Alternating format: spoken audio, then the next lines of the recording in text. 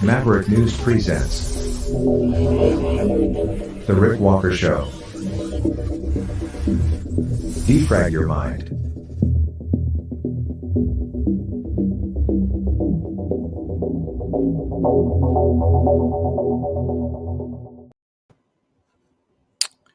Good evening, everyone. I'm Rick Walker. Welcome to the Rick Walker Show here on the Maverick News Channel. I'm doing it alone again tonight, but that's okay. I've got you guys with me, so we'll make it through okay. Plenty of news to talk about this evening. The International Monetary Fund is warning of a global debt crisis. Specifically, they're saying at least 1/3 of all emerging economies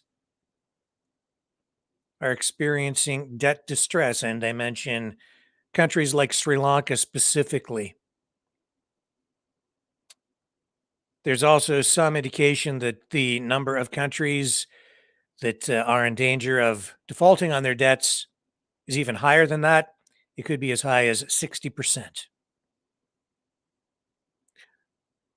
So we'll bring you that. We have comments from Jerry Rice, the communications director at the International Monetary Fund, who will fill us in with what all of that means and what the IMF thinks should be done. Here on, here closer to home, we're seeing inflation at about well over 9% in the United States. Economists are warning that yesterday's interest rate hike by the Bank of Canada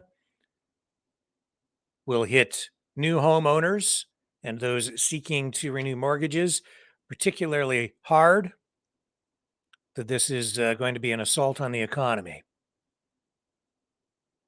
Canada is resuming mandatory random testing at airports for COVID. We'll update you tonight on what is going on with that convoy that we told you about last night that was supposed to have started today to support Dutch farmers. We're also hearing that there may be a plan uncovered. There may have been a plan uncovered to assassinate Donald Trump. And Ivana Trump has passed away. We'll touch on that tonight as well. In addition to that, the woman who was set on fire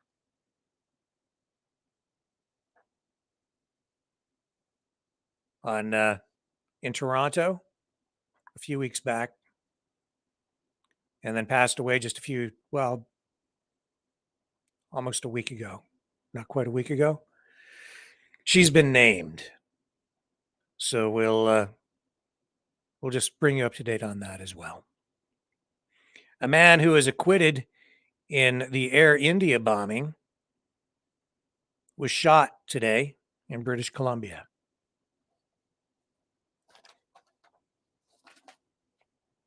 And we may touch on other stories, time permitting, and we may go to the phones later on in the broadcast, again, time permitting.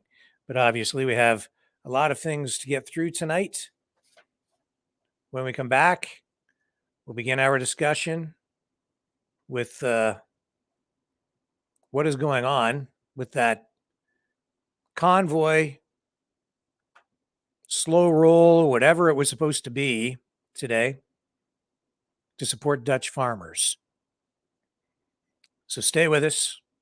We'll get the show rolling right after this.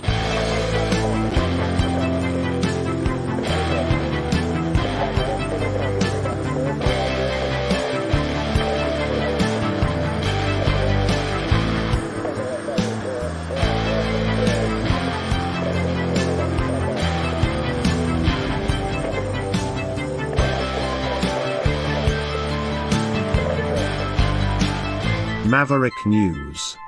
Fighting for freedom. The New World Order. Government overreach.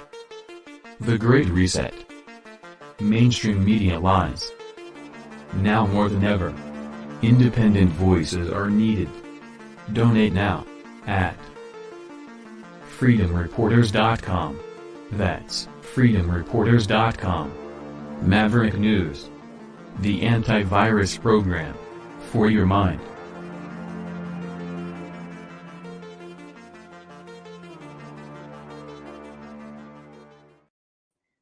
And I'm back with you.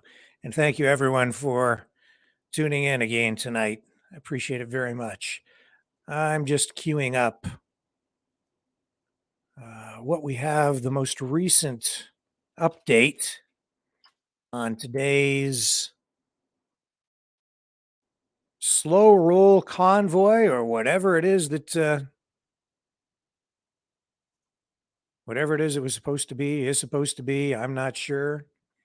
I only know this. We have a video from Ron Clark that I'm going to roll here. And this was a live stream partially. Yeah. And I'm just going to let some of this roll because basically we were told that there was going to be yesterday. We were told there's going to be a convoy or a series of convoys. There was a call out to freedom fighters across the country to get out there and make a statement today and stand in solidarity with the Dutch farmers. So last night we showed you a video that we had of Ron Clark, freedom advocate on Facebook. Some of you know him. I guess he was there in Ottawa back in February, supporting the Freedom Convoy. Well, he was online encouraging people to get involved today, get out there and start rolling. So, of course, he's in Alberta. And I know some great freedom fighters out there in Alberta. And I know that there is some activity out there today, or was some. We have his video today. Personally, I'm not aware of anything happening here in my area at all today. I was trying to keep tabs on it. I'm just not aware. If there is anything, if you guys know of anything, let me know. Say so in the comments. Let's try to update each other on this. But right now, it looks like something started out in Alberta today. I think they're hoping that it might spread and catch on across the country. But this is what we know. This is the most recent information we have. And this is Ron Clark, freedom advocate. Let me just cue this up for you. He was out there rolling today, and he had some people with him. Let's see what he has to say.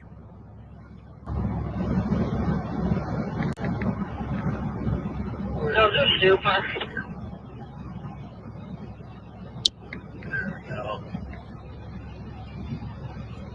Sorry about that, guys.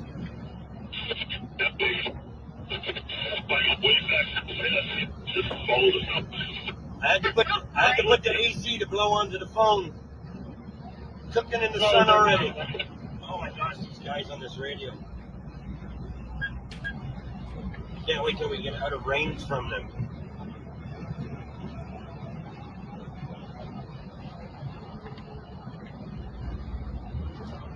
That's the problem, putting a phone on the dash when the sun is shining.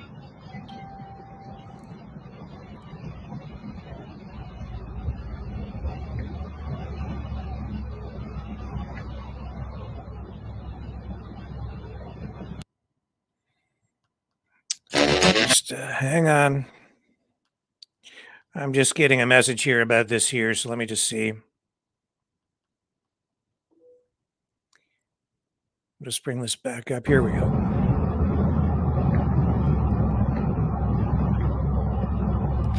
So this is him rolling down the highway today, and Freedom.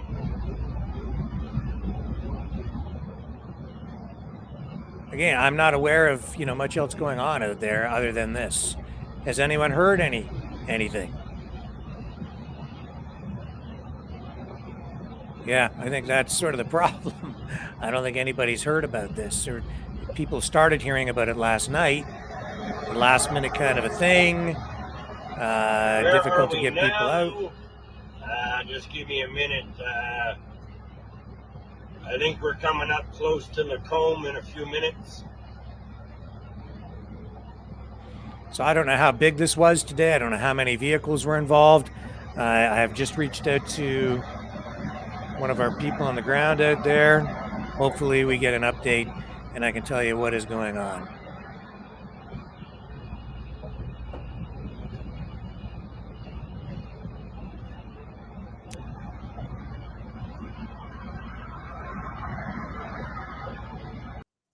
And that's pretty much what it looked like today. And this video goes on for a while, I guess. So somebody out there trying to get something started, we'll let you know about it.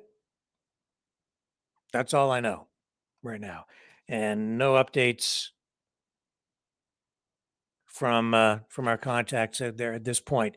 But I will keep you updated through the broadcast if information comes in. So that's it on the Freedom Convoy front tonight. Yeah, I have to say, if you want to, and you want to get something going Canada wide, you want to get something rolling out there, you need to have some organization. You have to.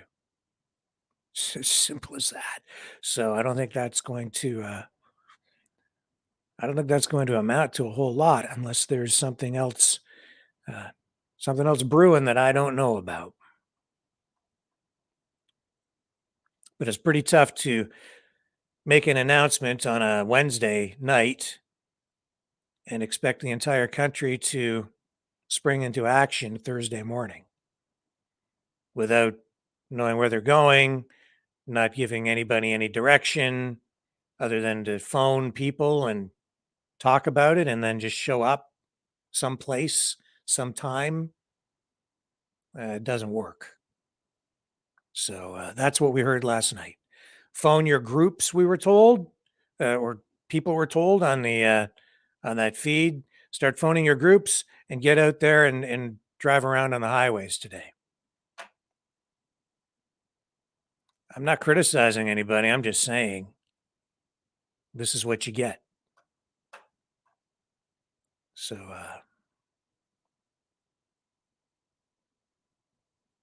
that was that. Let's move on to the International Monetary Fund. They're warning the world leaders of debt distress among at least 1/3 of all emerging economies in the world, possibly as many as that number could be as high as 60%. 60% of emerging economies in debt distress. That means unable to pay their debt. This is a very serious situation. It may seem like it's a world away, but if countries begin defaulting on their debts, that's definitely going to have an impact on even first world country economies. This is Jerry Rice, Director of Communications for the IMF. We'll just pick up some of his comments here. This is a lengthy address, but we'll let some of it roll here and we'll comment a little bit on this and other economic issues emerging today. And as usual, our briefing this morning will be embargoed until 10:30 a.m. That's Washington time. Let me make a few quick announcements and then turn to your questions. Great to see so many colleagues on the screen here. And I've got some online as well that we'll take as many as we can today. So announcements. Kristalina Georgieva, the Managing Director, is in Indonesia for the meeting of the G20 finance ministers and central bank governors, which is taking place there, as I'm sure you know. You will have seen her blog published yesterday as her preview from the fund perspective of the G20 agenda. So I know many of you reported on that. And from there, she will move on to Japan, and she will be meeting with officials and speak at the 25th anniversary of the IMF's regional office there in Tokyo. And we'll be posting that for you. We'll keep you apprised indeed of all that she's doing on this Asia trip. I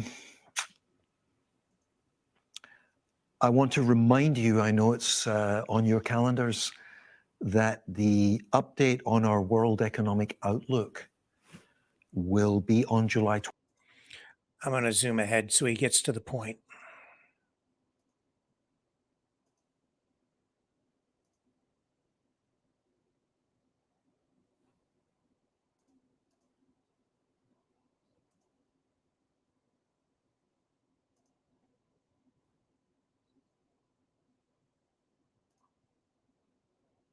One moment, folks.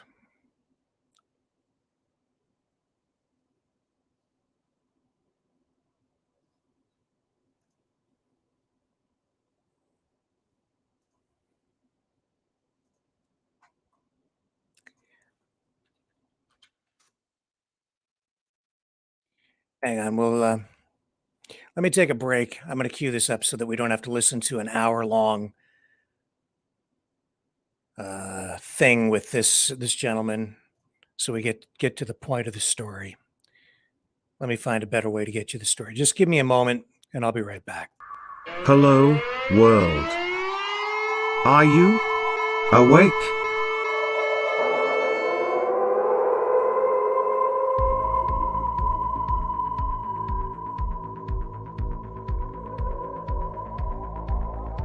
Uniting humankind by liberating millions of minds at a time. Maverick News. The world is watching.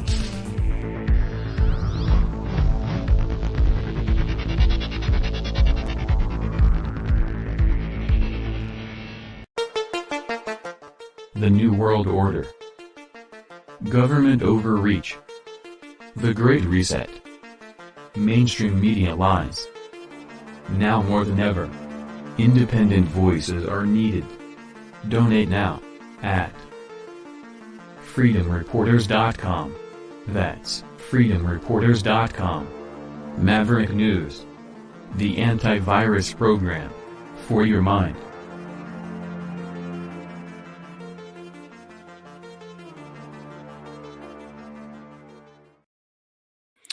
What I'm going to actually do is we're going to skip through that story. We're going to come back to it later in the broadcast so that I can deal with it in a more efficient manner. What we are going to go to right now, though, is in Canada. Federal officials have approved the use of Moderna COVID-19 vaccine for children under 5. Under 5.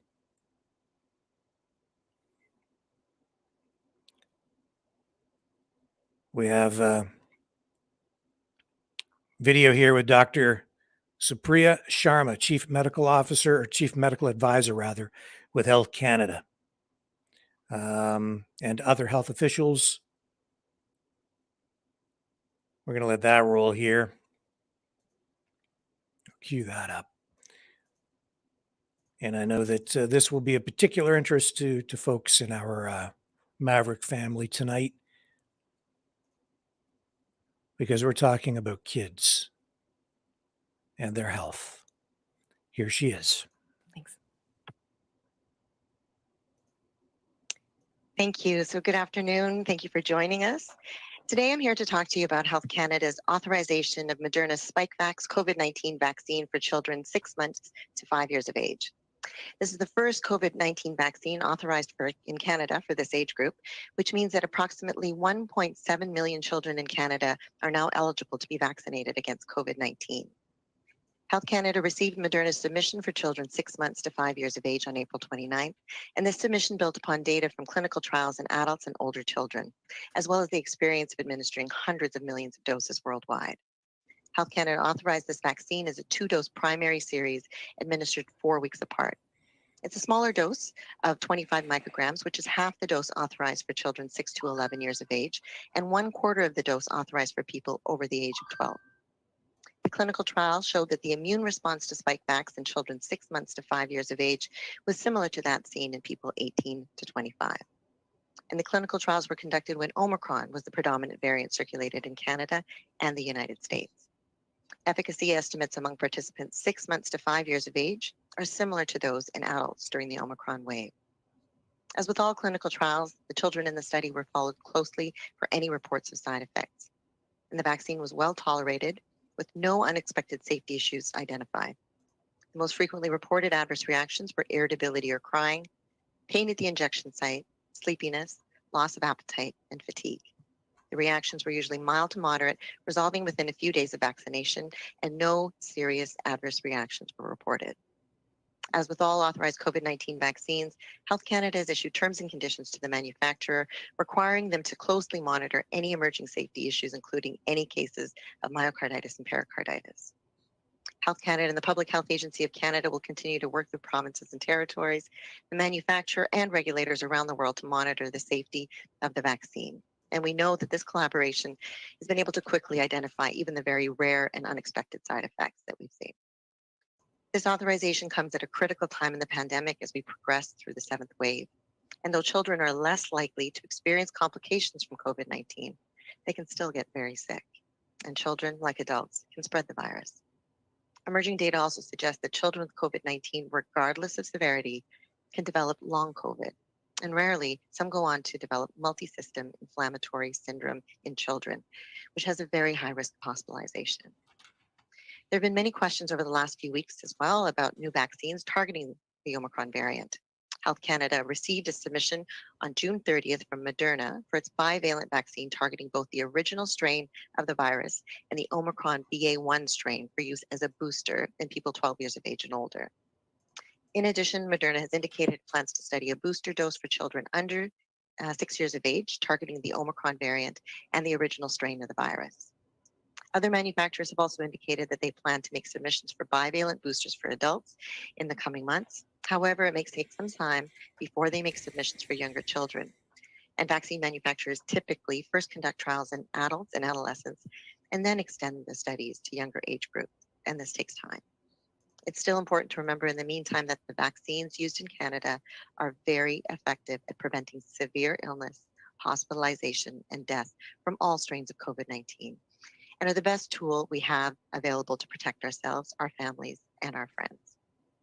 Now that the vaccine is authorized, I'm sure everyone is anxious to hear how it'll be used, and Dr. New will be providing an update shortly. Thank you. Merci. Miigwech. Bonjour, merci de vous joindre à nous.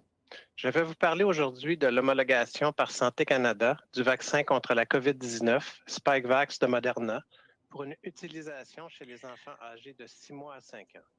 Il s'agit du premier vaccin contre la COVID-19 homologué pour ce groupe d'âge au Canada, ce qui signifie going to start injecting 1,7 million d'enfants au Canada kids as young as maintenant éligibles 6 à la months with the vaccination Moderna contre la vaccine. COVID-19. Santé Canada a reçu la présentation de Moderna concernant les enfants de 6 6 months. mois à 5 ans le 29 avril. La présentation s'appuie sur des données provenant d'essais cliniques menés chez des adultes et des enfants plus âgés, de même que sur l'expérience de l'administration partout dans le monde de centaines de millions de doses du vaccin. Santé Canada a homologué ce vaccin pour l'administration d'une série primaire de vaccination de 2 doses, administrées à 4 semaines. Il s'agit d'une dose réduite de 25 microgrammes, ce qui représente la moitié de la dose homologuée pour les enfants de 6 à 11 ans et le quart de la dose homologuée pour les personnes de plus de 12 ans. Lors de l'essai clinique, la réponse immunitaire des enfants âgés de 6 mois à 5 ans au vaccin Spikevax était similaire à celle observée chez les personnes de 18 à 25 ans. Les essais cliniques ont été menés alors que le variant... Let me just pull this guy off for a minute. It's like, wow.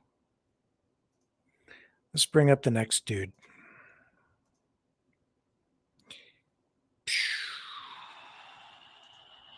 C'est Dr. Bertion. Bonjour à toutes et à tous. Vaccination is an important tool in our response to the COVID-19 pandemic and remains one of the most effective ways to protect against serious illness, hospitalization, and death from COVID-19.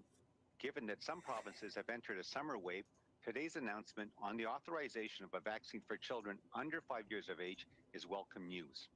A COVID-19 vaccine to protect young children has been long anticipated by many parents in Canada. Today's announcement provides parents and caregivers with a vaccine option to protect younger children in their care against COVID-19.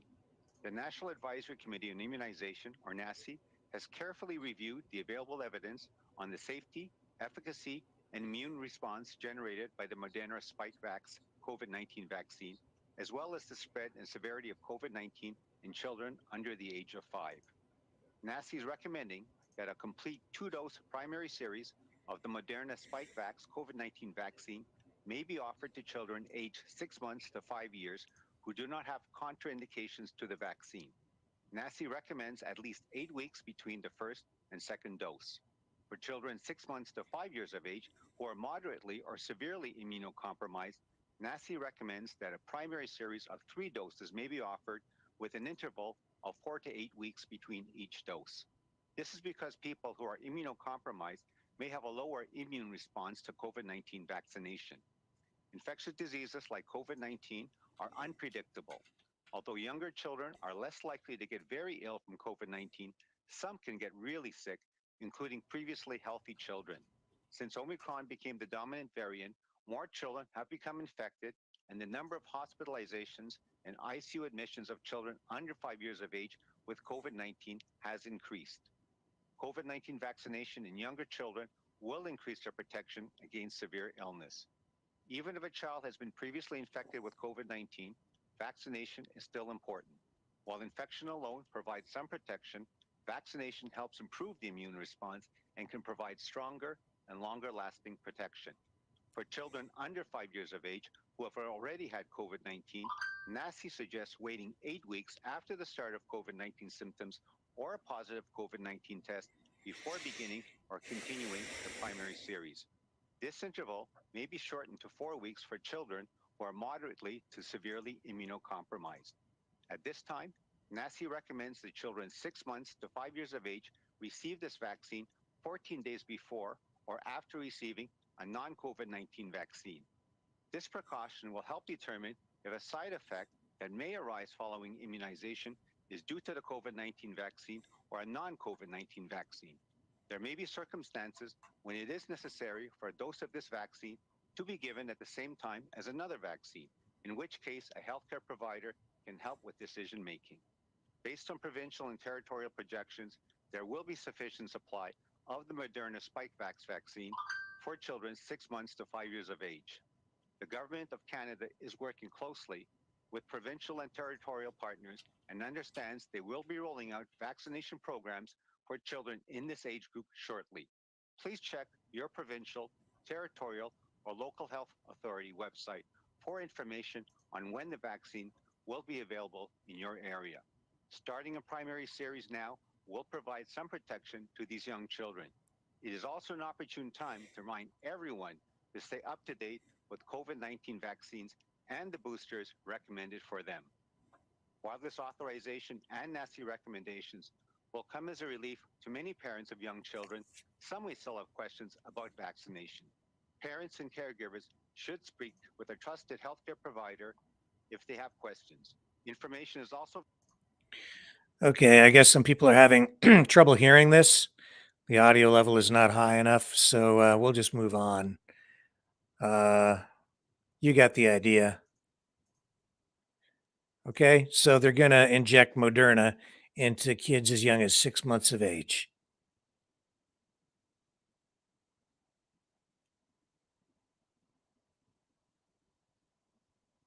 Do we have any stats on how many children have died from COVID in Canada?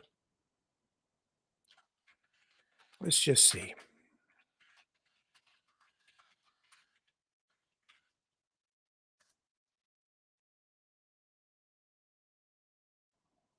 I thought it was near zero.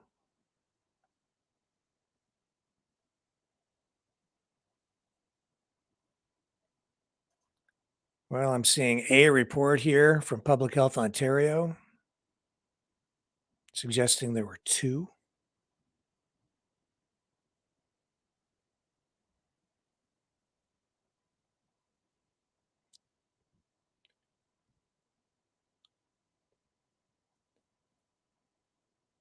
Two deaths have been reported in children compared to 9,255 deaths among adults. I don't know how accurate that is. That's old. That's old information. That's almost a year old. I don't know. We'd have to dig up that data. But you and I, we all know. We all know what the risk is for kids.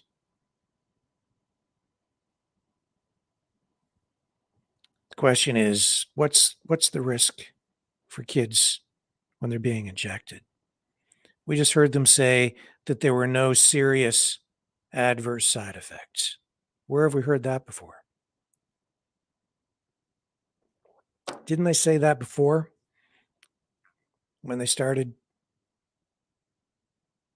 injecting people? Didn't they say that? Didn't I remember them telling expectant mothers here, even in my community, the local health unit, just reassuring expectant mothers that there's no risk. If you're pregnant, don't worry about it. They said it's totally safe. Just go and do it. Just do it.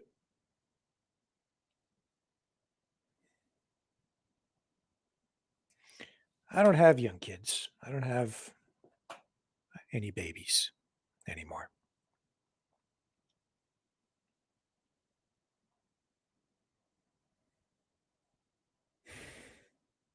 Six months old. 6 months old.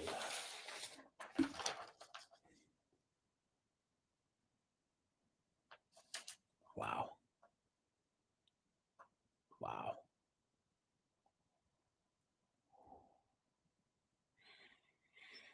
Pierre Poilievre, conservative leadership hopeful, federal conservative leadership hopeful, had something to say about those turbines today, the turbines that belong to Russia that are being repaired here in Canada and are being sent back to Russia. So he put out a new video. Let's listen to what Pierre has to say about it. I have mixed feelings myself. You guys can draw your own conclusions, or you'll have your own feelings about what he has to say in this. double-edged sword for me. Here he is, Pierre Poilievre, conservative leadership hopeful, who says he's going to make Canada the freest nation on earth. So Trudeau finally found a pipeline that he supports. Problem is, it's not a Canadian pipeline. It's a Russian pipeline, the Nord Stream 1, which transits natural gas from Russia to Germany, and the Germans pay Russia for that energy and indirectly fund Putin's war in Ukraine with those payments. Now, here's where it gets interesting. The turbines that push the gas through the pipe are in Canada for maintenance. And Trudeau says that he has put in place sanctions against Putin, which should stop him from returning those turbines to the Russian-owned pipeline.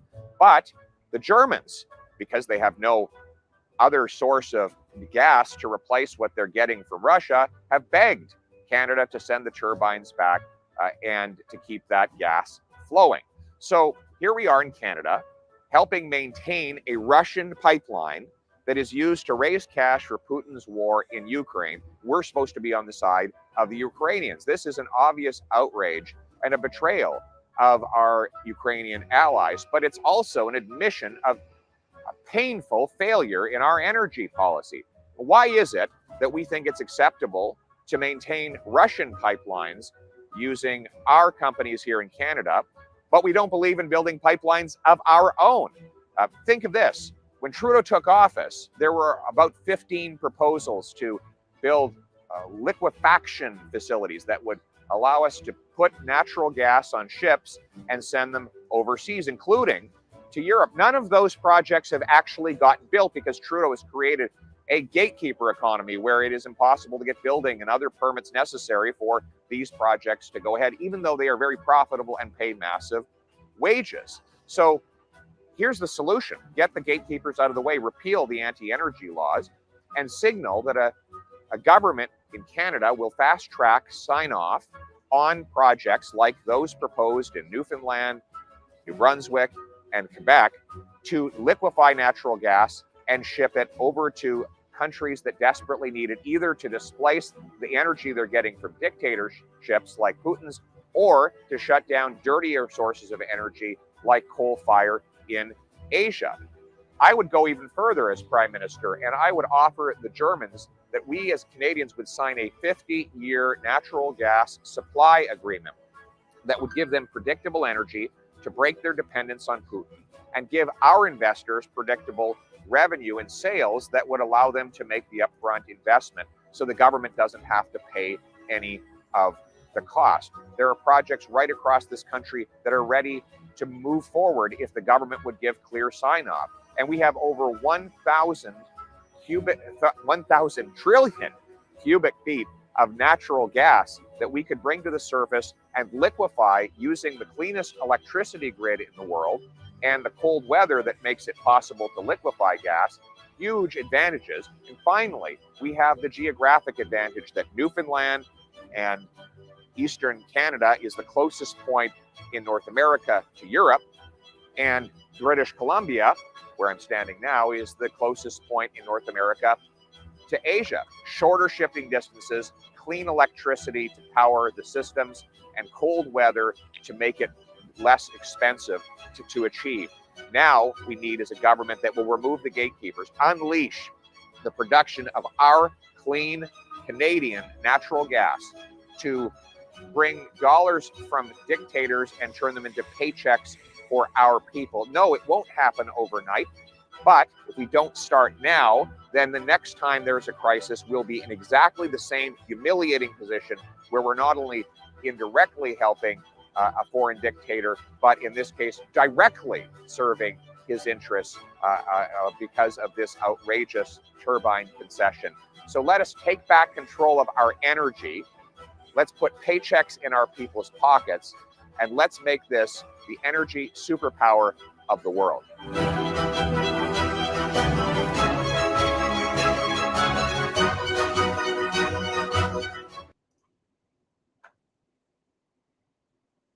Pierre Poilievre.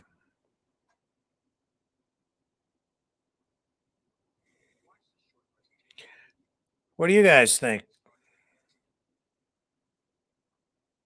What do you guys think? So PC, it's a Z fest for a few more years, says Scott. You're kidding, right? Says Susan. G-Man also a paid liberal troll. I don't know what that means. I wonder what those lying, corrupt government medical officials will say when sudden deaths and blah, blah, blah. I can't say all that on here or we'll get banned. But I hear what you're saying. Dictators. Phyllis Booth, Maxime Bernier, PPC, says Ed Trafford. Pierre, SUCK, says Big D.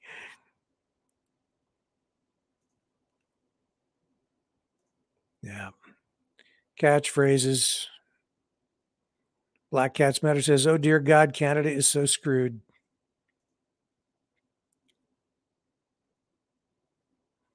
The next time, he says, he's definitely a sellout, says Trevor York. Miguel says, if when old people die, we use them for biofuel instead of wasting the resource with a casket, that would be a good start towards energy independence.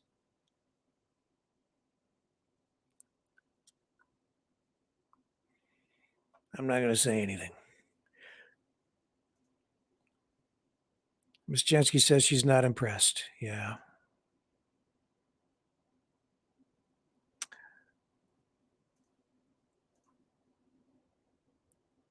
Rick Walker, big time censoring going on. I don't know exactly. I know. I don't know specifically what you mean, Big D. He has to do that to keep his hero Schwab warm this winter. Schwab puppet. George says he thinks Pierre Poilievre is right, but still doesn't trust him. Wes says, don't trust any politician, Canada. Ned Blanc says, the only hope for Canada. Do we have a choice, asks Harry. Alicia says, Andrew Scheer thinks maybe an election in October. I've heard that too, just in the last couple of days. Suggestions that the Prime Minister, JT, might call an early election and we might go back to the polls again this fall. I can understand the reasoning, given that the economy is tanking and he might want to get another mandate before the economy goes into the toilet. We'll see. Diane says, don't trust him. That being Pierre Poilievre. Ed says he really didn't say not to send them. Do you think Pierre Poilievre would have sent those turbines back to Russia?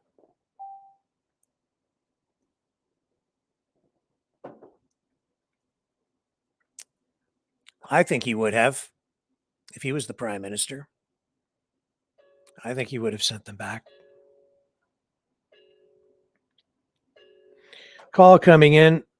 Not going to answer because I can't take the call. Black Cat says, Black Ops says, let's hope you don't finish what the PM started.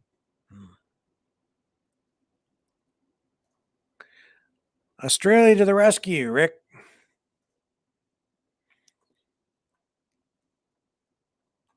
Yeah, well,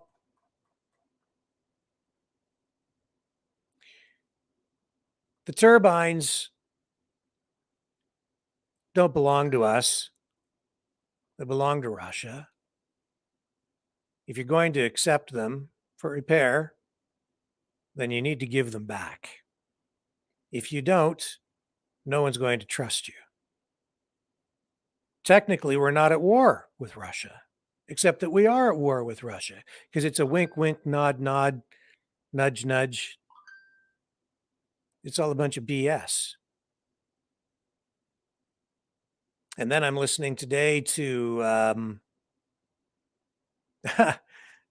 oh, you know what it was? It was Justin Ling, the CBC freelancer who did the hit piece on the independent freelance journalists working in Ukraine.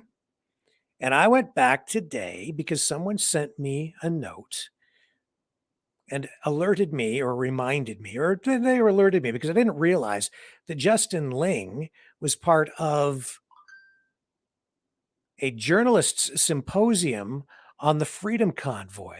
It was a symposium sponsored or put on by or hosted by Carleton University.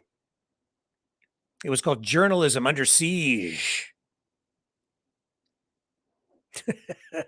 Under siege. Journalism. I didn't know that the Freedom Convoy was holding journalists hostage or journalism hostage, or that there was an assault on journalism by the Freedom Movement. But what was my point? I don't even remember now. Oh, it was just that I've kind of lost my train of thought. There's too much going on here.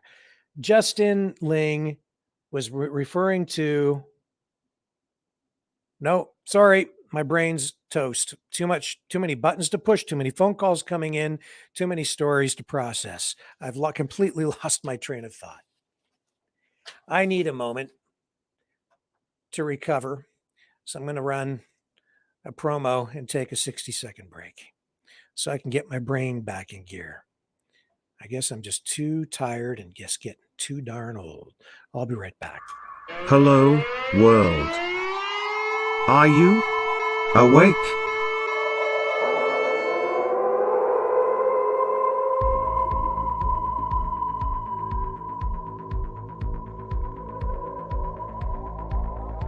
Uniting humankind by liberating millions of minds at a time. Maverick News. The world is watching.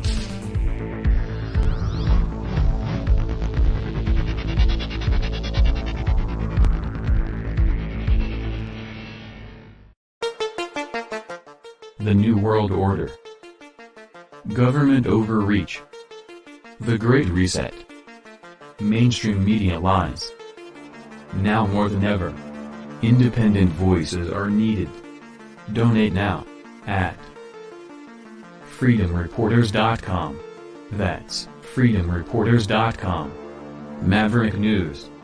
The antivirus program for your mind.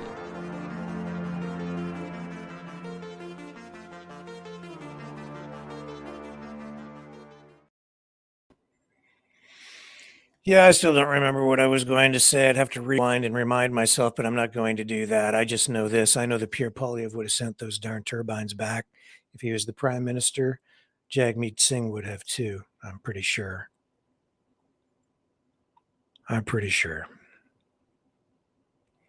Because like I say, we're not at war, but we are at war. Oh, that's where I was going with it. We're not at war, but we are at war. And it was Justin Ling who said that it was misinformation. I went back and I watched his little speech or his address, or when they gave him the floor, he was yammering on at this symposium. And he was saying it was misinformation and it was Russian propaganda when people were saying that the freedom movement in Ottawa was trying to portray the freedom fighters. And I hope I'm getting this right because there's so much. Anyway, they're saying that maybe I'm off base because I was a bunch of intelligence stuff today too with the CIA. Whoever it was that was saying it might have been the CIA guy saying that the people on the freedom side are basically brainwashed by Russian propaganda to believe that, and the narrative is that the war in Ukraine is a proxy war by the West to go to war with Russia through Ukraine. That's not true. That the truth is that it's Vladimir Putin is a madman. He's trying to expand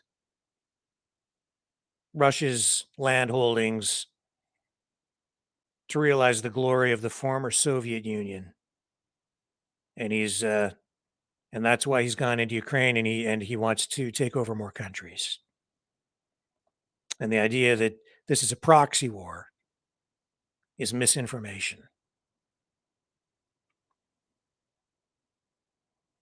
This stuff's been frying my brain. I've been watching these conferences that I found with the CIA, the FBI, the State Department, Department of Homeland Security, all these officials.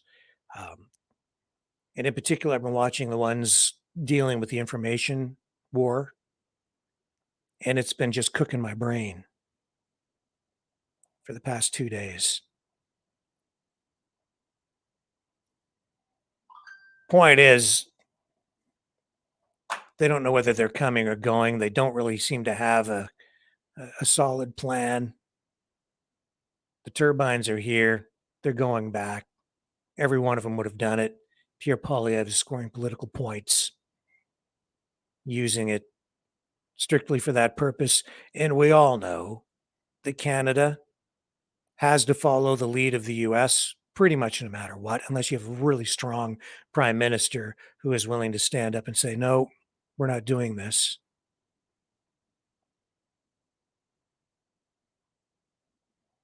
And these globalist leaders, whoever's pulling the strings, the puppet strings at the highest levels, they're the ones dictating.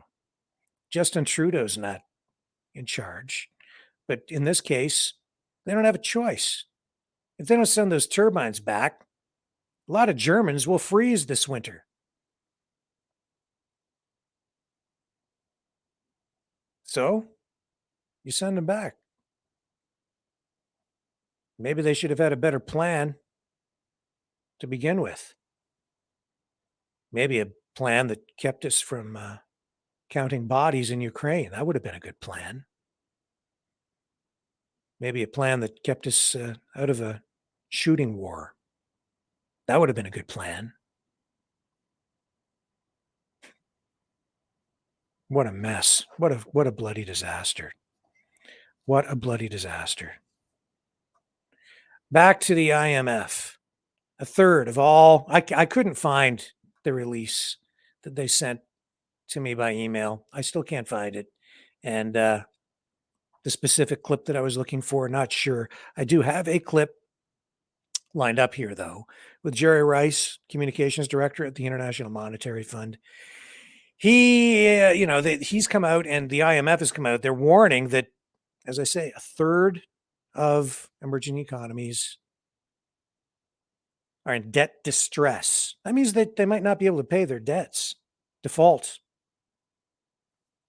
on their loans internationally. That could send off economic shockwaves around the world, because they're saying it might not just be a third, it could be as high as 60%. The economy is slowing down. Specifically, they are mentioning lockdowns, inflation as the primary reasons for the slowdown in economic growth worldwide. Food shortages, we're seeing all of these impacts, and we were warned early on, even that the war in Ukraine was going to have impacts globally as well, and we're seeing that. We were told that the lockdowns, if you listened to the bravest of the economists,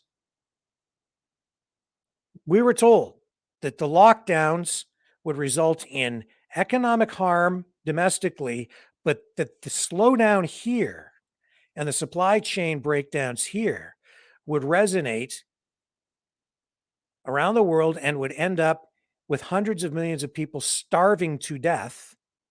There would be a food crisis in third world countries. And we're seeing it. And now the war in Ukraine is exacerbating that.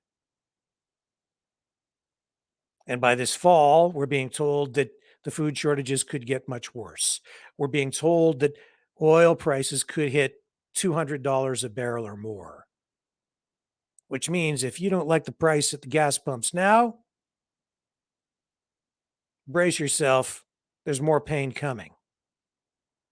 And it doesn't look like this conflict in Ukraine is anywhere near conclusion. We're seeing more bombardments in the east, escalation there as the Russians try to secure the Donbass. And Putin this week coming out and saying in his most forceful speech since February that Russia really hasn't even started in Ukraine yet. Whatever that means.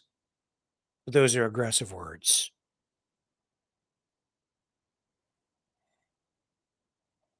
Joe Biden doubling, tripling, quadrupling, quintupling down. Whatever it takes. There seems to be no limit to the money they'll spend on this. And everything just seems to keep getting to be getting worse. And it's just going to continue to get worse if we keep going down this path. We will pay for that war. We'll pay for it now. We'll pay for it later. And the people in the third world will pay for it as well. Many of them, millions of them, I think, with their lives.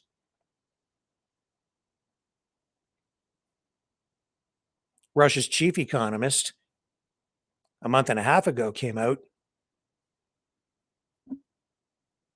and expressed those same concerns. Not hearing about it in the news, though, not in the West. Not like that.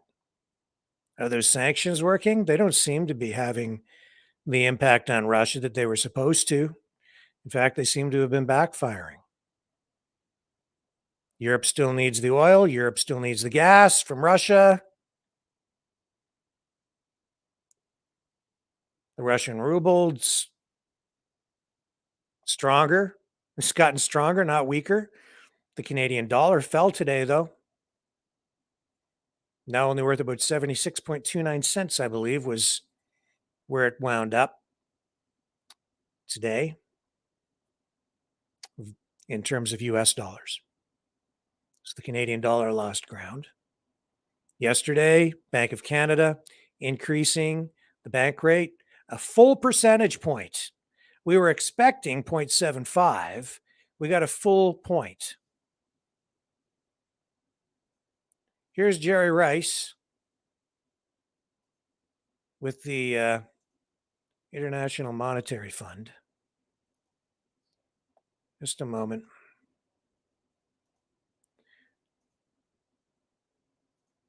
I'll get him queued up here for you.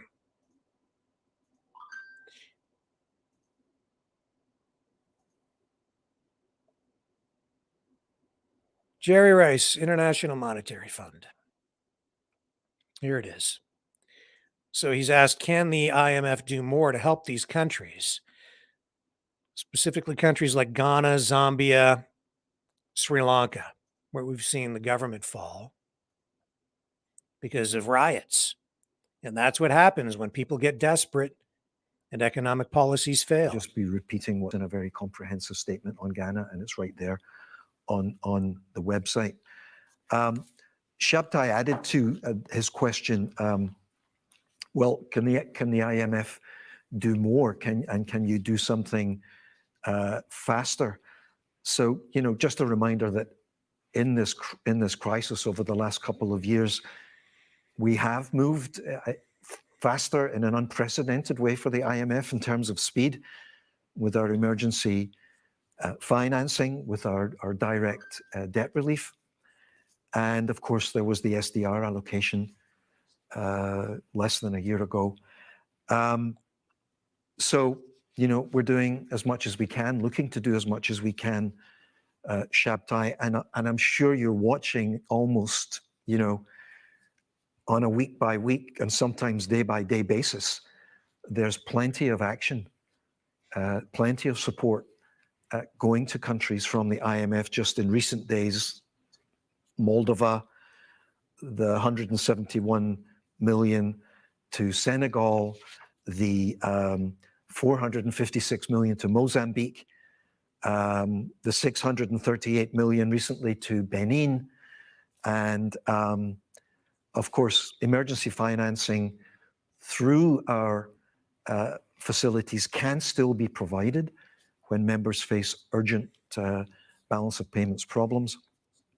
And what we call an upper credit tranche regular program is either not feasible or not necessary. But just to say, this is not a static situation. We're really moving every day. And I've just given a few examples there of the types of support we've been providing. We've taken a bit of time on this. That all sounds fine, you know, but there's a bigger problem.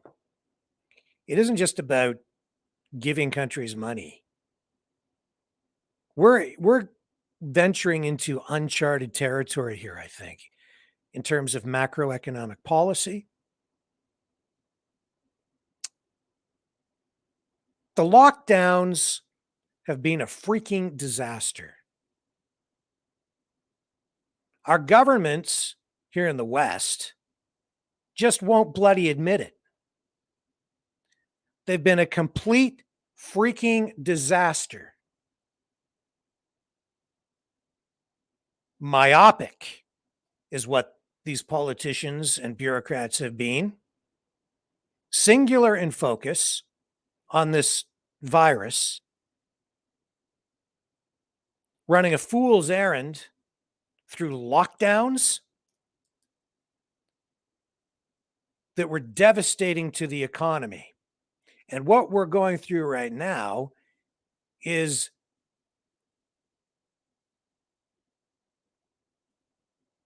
a fake economy because of all the money printing that took place during the lockdowns. They printed money, gave it away for free. Productivity dropped. And it's third world countries that wound up suffering the most because we, with our wealth here, were able to claw back a lot of the supply. They can print all the money they want, and the IMF can provide debt relief by giving them money or loaning them more.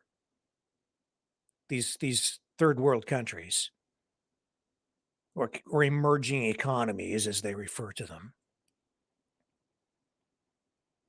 But if there's no grain, people starve anyway. You can print all the money you want, but if you don't actually have the grain,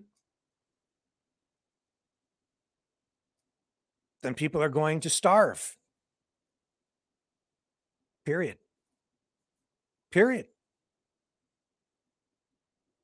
And hundreds of millions of people are going to die.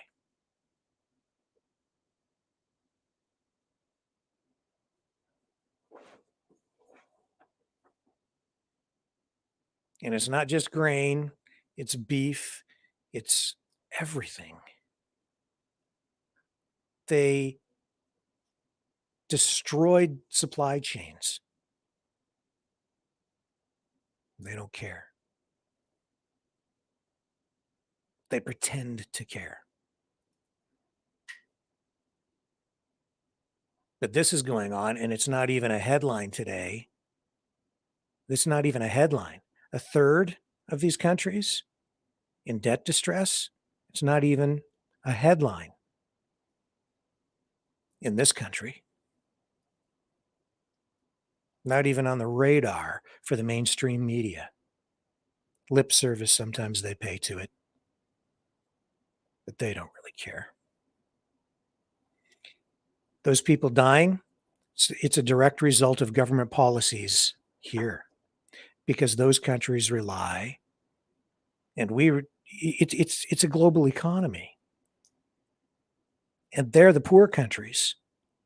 So if they have to compete for the food, we win.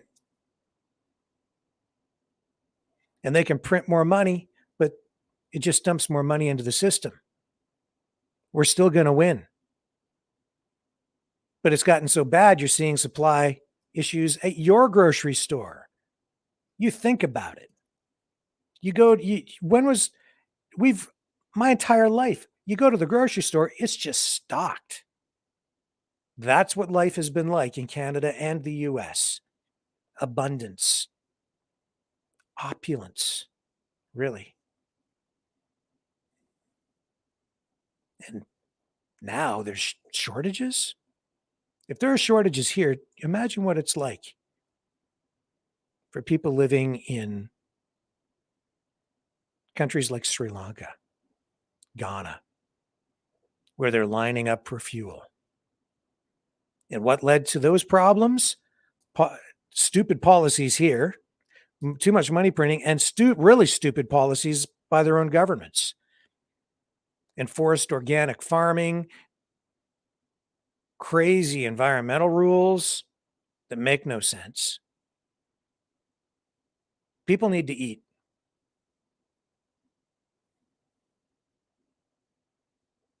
So take your stupid nitrogen rules and your other super duper green policies and check them, because they don't work. It's pie in the sky. And the demonization of fossil fuels is misguided,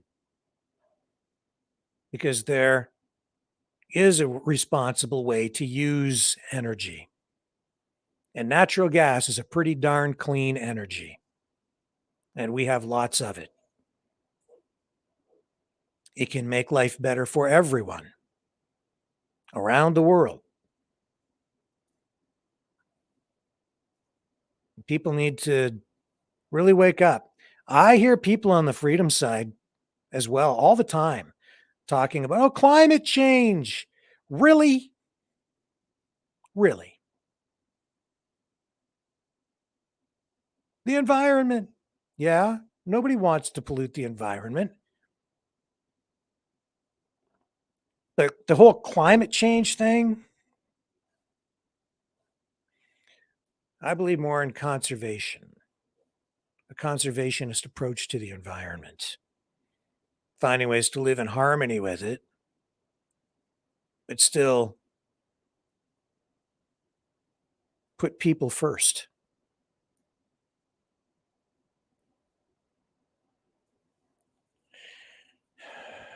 If you're part of the freedom movement, you at least have an open mind.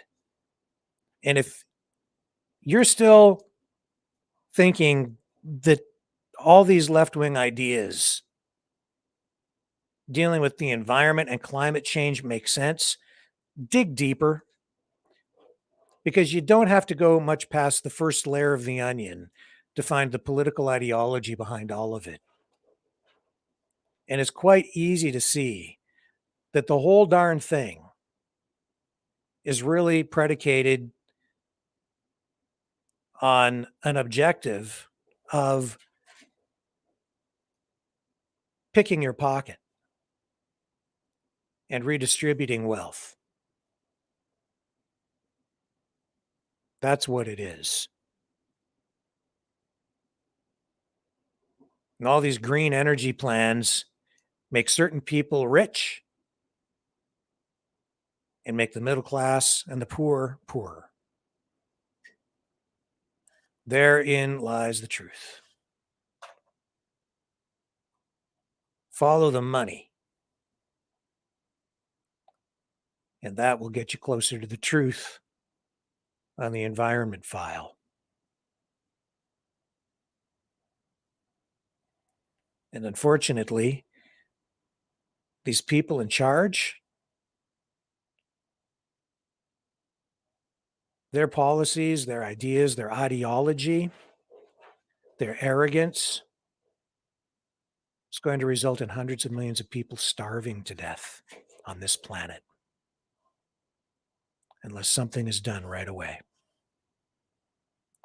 And it will really take hold this fall after we get through the harvests.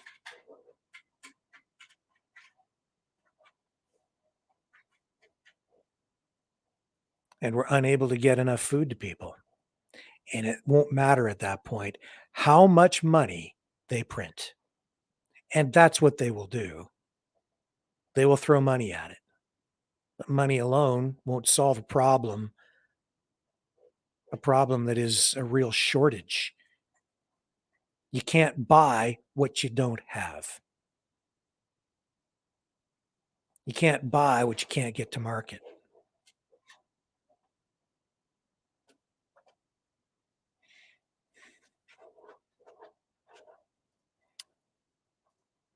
And fortunately, we still live in a somewhat prosperous country in Canada, and the United States is still somewhat prosperous, even though we're so far in debt. I think it's, again, a fake prosperity, largely. But we're under pressure here too. And we're seeing that in terms of the rising interest rates, right? So we know that the Bank of Canada interest rate hike is going to have a really serious impact on Canadians, especially homeowners. And we're hearing that from some of the leading economists from some of Canada's leading economic institutions. And we will see that impact come very quickly. Higher interest rates make money more expensive. That means it costs a lot more to borrow. And the Bank of Canada has made a decision here, obviously, that they're going to do whatever they need to do to get inflation back down to a manageable rate, a manageable level, whatever that is. And that's going to take a lot because of the level of money printing that took place.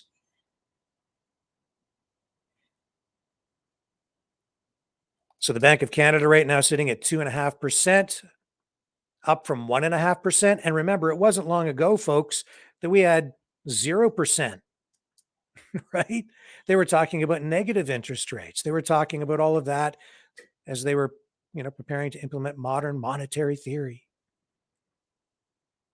Justin Trudeau saying, when the interest rates are low, we invest, which is his way of saying that's how he justified spending the way that he did, giving money away around the world.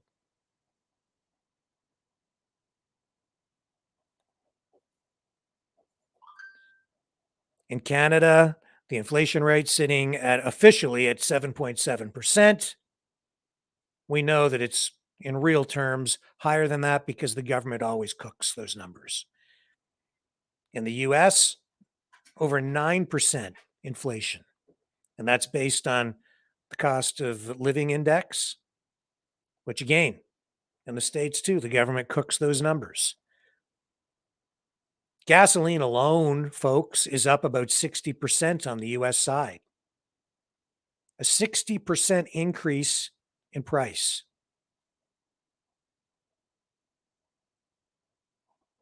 And in Canada, you're seeing some price relief at the pumps because they've rolled back taxes, like in Ontario, where they rolled the taxes back about 5 cents a liter. And then the price dropped 11 cents in total. And that's because the price of oil did drop a bit. That's a response to declining demand. And that decline in demand is the result of prices that are so high that they're out of reach now for a lot of people. Gasoline being too expensive for folks, so they just have stopped taking trips. Not as many people taking summer vacations by car or traveling.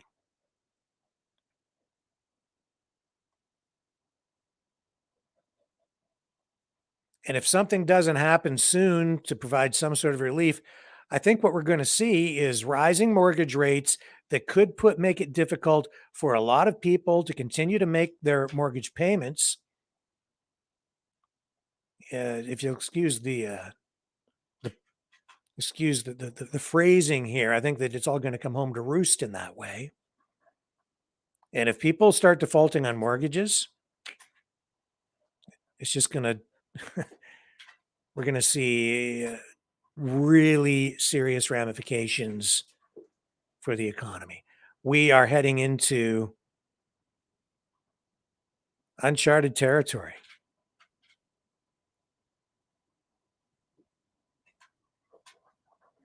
Hold on to your wallets. The ride's going to get a whole lot rougher.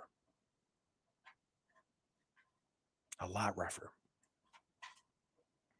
Let's take a brief break again. We'll come back. We'll move on to our next stories. A man acquitted in the Air India bombing was shot in British Columbia. Stay with us.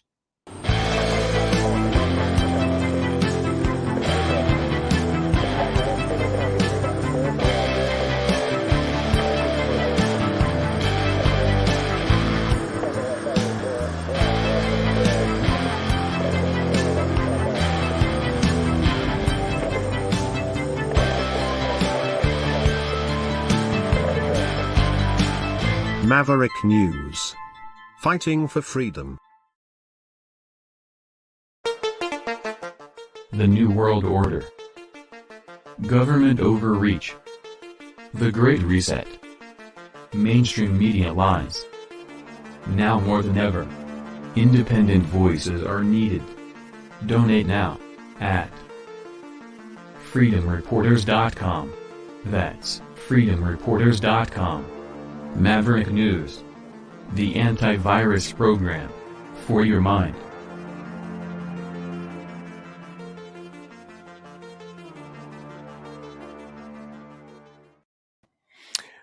We're back. A man acquitted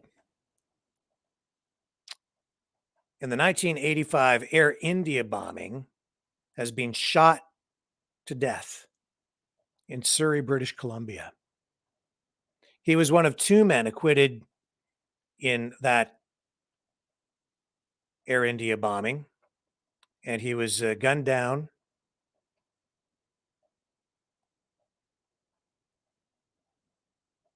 in Surrey. And of course, that has generated a variety of responses. The man's name, Rapudaman Singh Malik.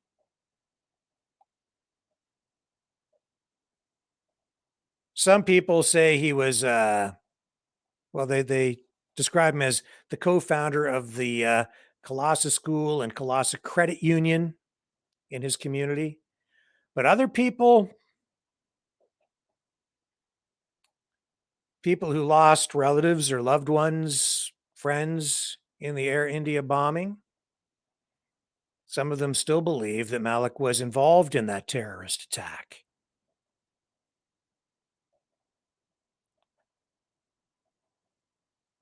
It's described by some as the worst mass murder in Canadian history.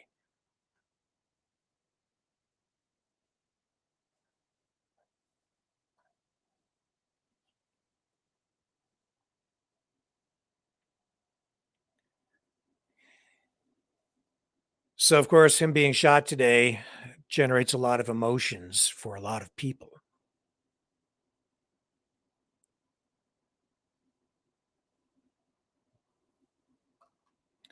Now, the statement from police says that the motivation for Malik's killing is unclear. The police say they do believe he was targeted.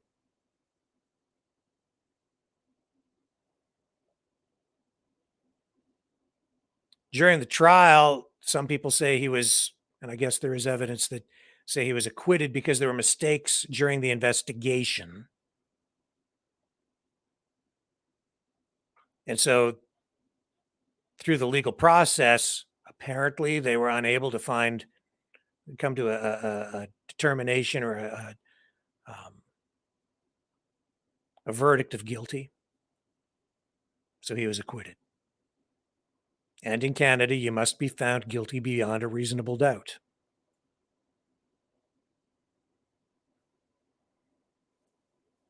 So a suspect vehicle was found fully engulfed in flames not far from where the shooting took place at 82 Avenue and 122nd A Street.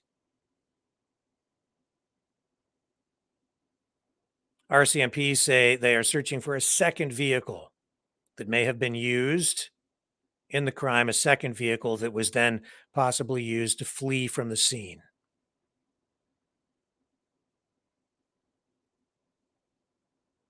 So police have still not, at this point, officially identified the victim of the shooting, but he has been named in a Facebook post by his son. And of course, the family of the deceased insists that he was falsely accused in the Air India bombing.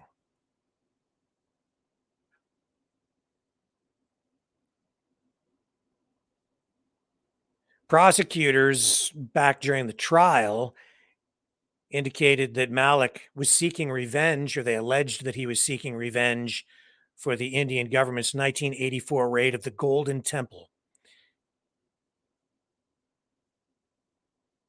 as it tried to flush out armed militants. And that temple is Sikhism's holiest place of worship in Amritsar.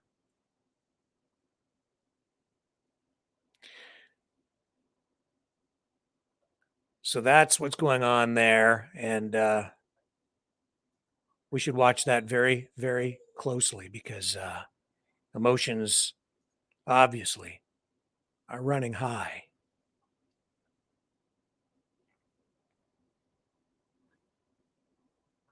Definitely something to be concerned about.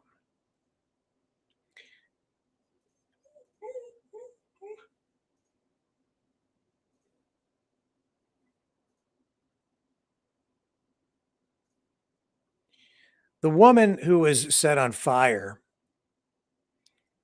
on a Toronto Transit Commission bus and who recently passed away is now being named. I touched on this story the other night after that mass shooting in Illinois. And I pointed out that the media really hasn't been talking about it that much. But she has been now identified finally. I made note of the fact that the family really hadn't released the woman's name up until that point, when we were talking about it. But this is the lady right here who passed away.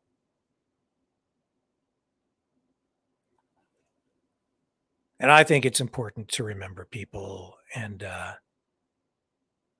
she shouldn't be forgotten. Naima Dolma, she's a 28-year-old lady.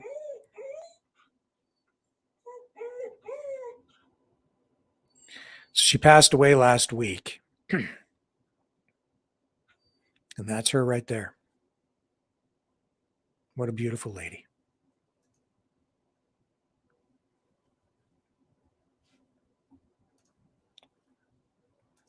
I just think it's important for us to make note of it.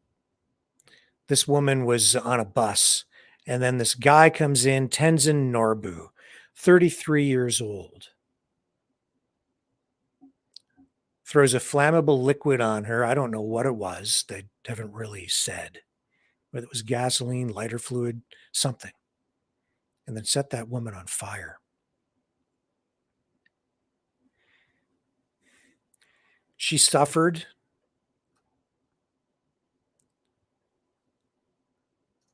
They treated her at hospital.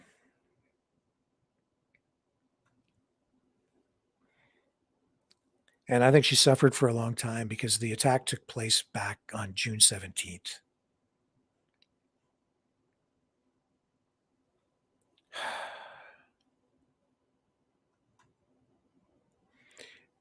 And the thing that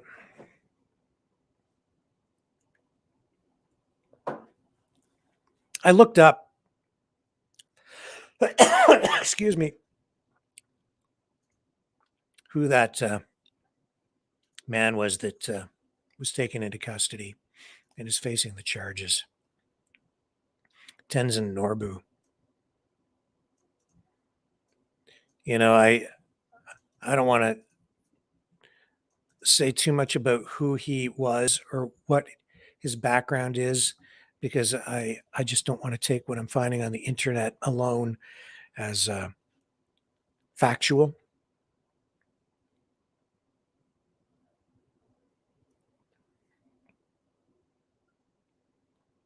But there are too many similarities between that and attacks around the world of that nature, and even here in Canada, for me to not connect dots and come to the conclusion that this has to have deeper meaning, that there's more behind it than just a random attack. And the thing that drives me crazy in this country is I think there is too much political correctness, too much fear being injected into police services, because I think we have police, senior police, we have a court system that is afraid to just call it like it is these days and deal with things on an even basis.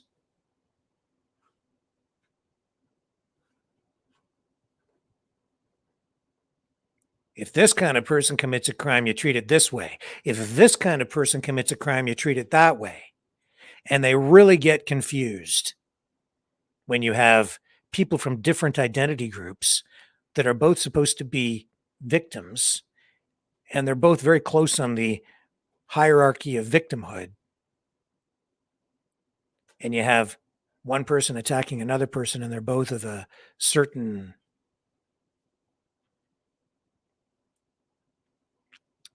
status on that hierarchy ladder, and they just don't know how to handle it. So a lot of it gets diluted. It bothers me. Justice is supposed to be blind. A person is a person. A crime is a crime.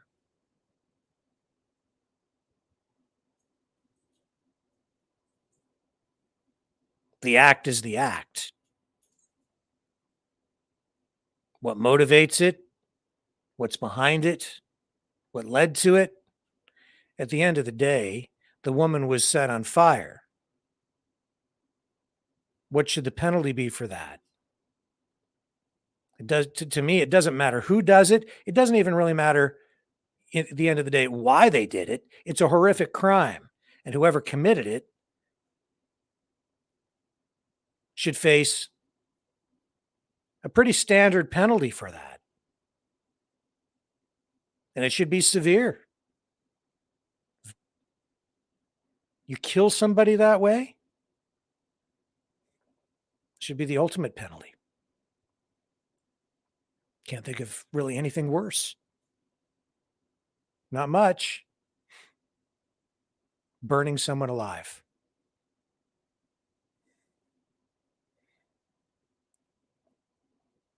Regardless of the motivation, the result is the same, and the penalty should be as severe as possible. Period.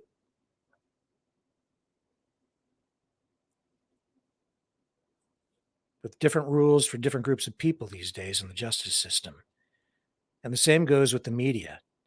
Different rules on how they report on different stories based on who the players are. And it shouldn't be the case. It should be the same across the board. Everyone should be treated equally. You shoot someone, you kill someone, you pay the price. Period.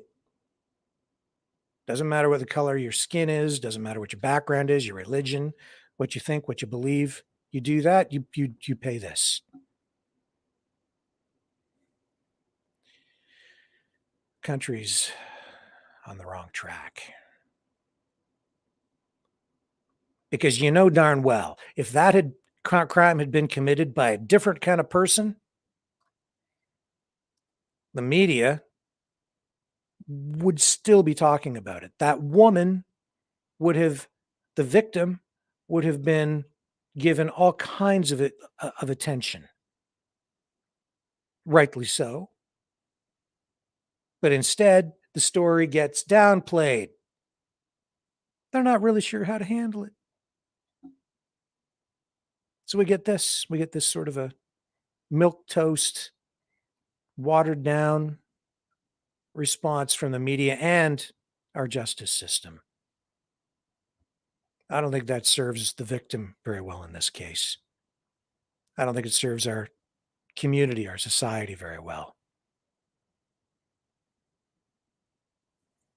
We need to get back to basics and treat everybody fairly, equally. All this wokeism, they talk about tolerance. They talk about not equality, but equity. And therein lies the problem. Equality versus equity, they mean two different things. And it's shameful. Absolutely shameful. More to come. Don't go away.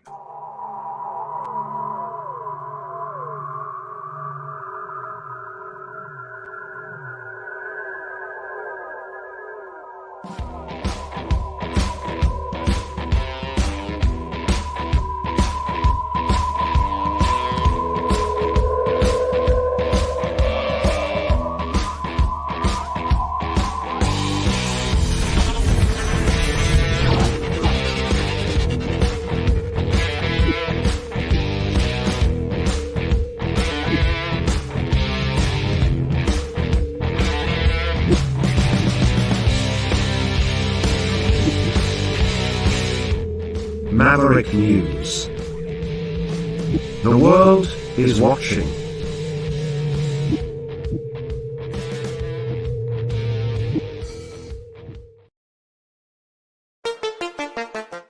The New World Order. Government overreach. The Great Reset.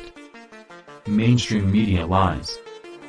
Now more than ever, independent voices are needed. Donate now at freedomreporters.com. That's freedomreporters.com. Maverick News. The antivirus program for your mind.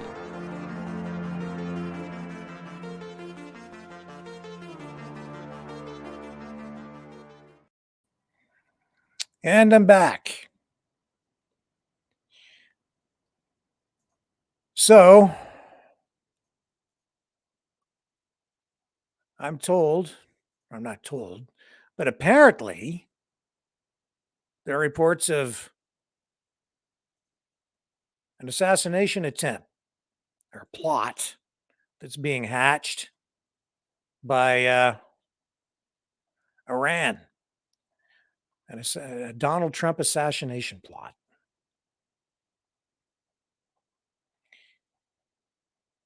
Now, I don't know exactly how deep this whole thing goes or how much weight to give this, but there is some intelligence, I guess, warning about an Iranian plan for Americans.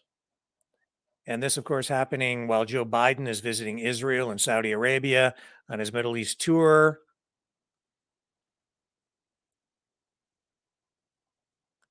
Where Biden has been talking about reviving the Obama-era Iran nuclear deal.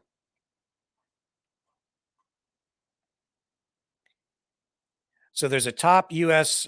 Intelligence report that warns Iran may try to assassinate Trump and or other ex-senior officials in revenge for a drone strike that killed Qasem Soleimani back in 2020. And you probably remember that that killing that Donald Trump ordered. And I remember when that went down, the media lost its mind. And they said, oh, if Trump does this, then Iran's going to be really upset and he shouldn't be doing that.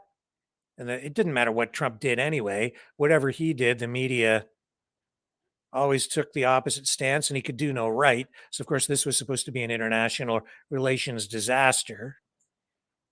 And yeah, I mean, of course, Iran is upset. They're not happy at all. We know that. So apparently Biden, not too concerned about it. So he's, still going through with his trip.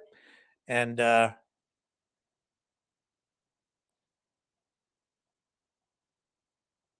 have to see how it plays out. But of course, I don't think this is really that new. I don't think this intelligence report reveals much in the way of new information or anything new to be concerned about. I think the Iranians were prepared to, they said they were going to do something like this. They vowed that they would seek revenge after Soleimani was killed. So I think maybe the intelligence report is a little late in coming. I think it almost went without saying. Why it's coming out now, I don't know. It might be just for political reasons.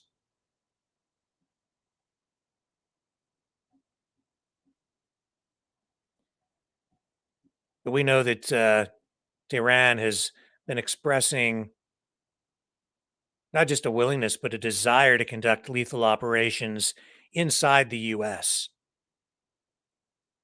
as a result of that and other things that the Americans have done.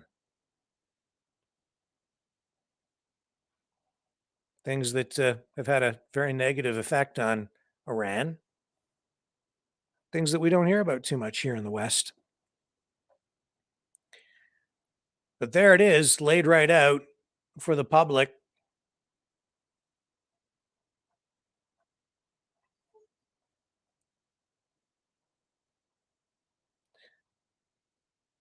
So I just don't know what else to make of that other than the information is out in the public. And that, again, is not something that the mainstream media is talking much about. I think that there's such a political divide in the U.S. that if Donald Trump were to be assassinated,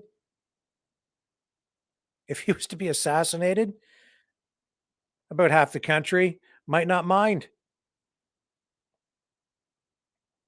How would the media cover the assassination of Donald Trump? Since he came down that escalator and announced his candidacy, they've done nothing but engage in character assassination.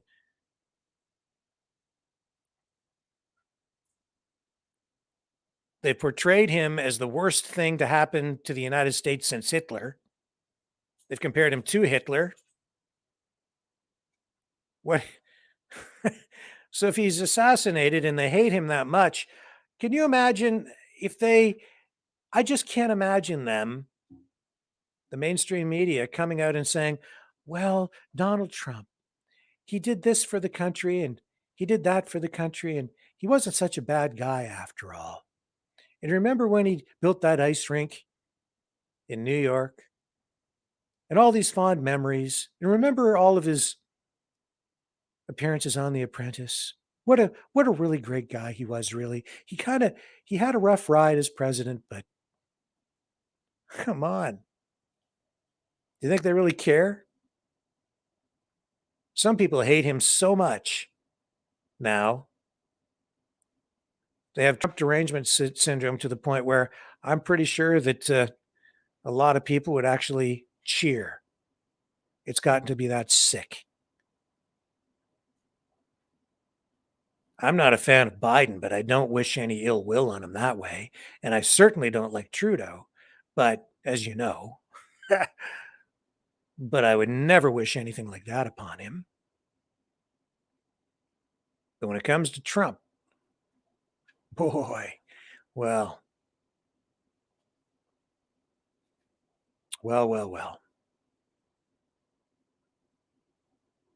Just imagine the media coverage. It would be either be so disingenuous, or they would just they would have to engage in character assassination even after his death. I don't know. I don't know how they would do it. How would you go from shoveling that amount of hate onto a human being to shifting to cover his funeral and doing it in a respectful and caring way where you portray the guy as something, you portray him in a positive light? Wow. Something to think about. What else do we have lined up here? We've touched on most of the main stories tonight. We're probably going to go to the phones here in a few minutes. I'm just going to check in and see if there's anything new on the Convoy front tonight. Let me just see if my contact.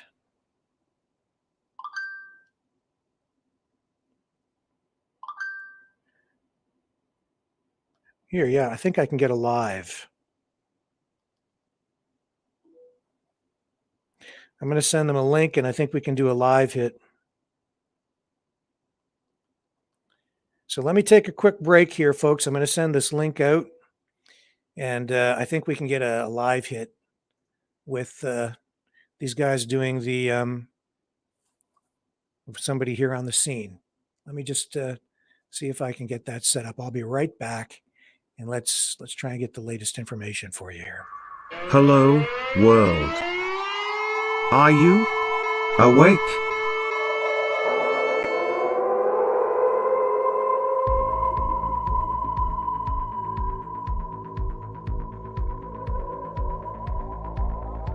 Uniting humankind by liberating millions of minds at a time. Maverick News. The world is watching.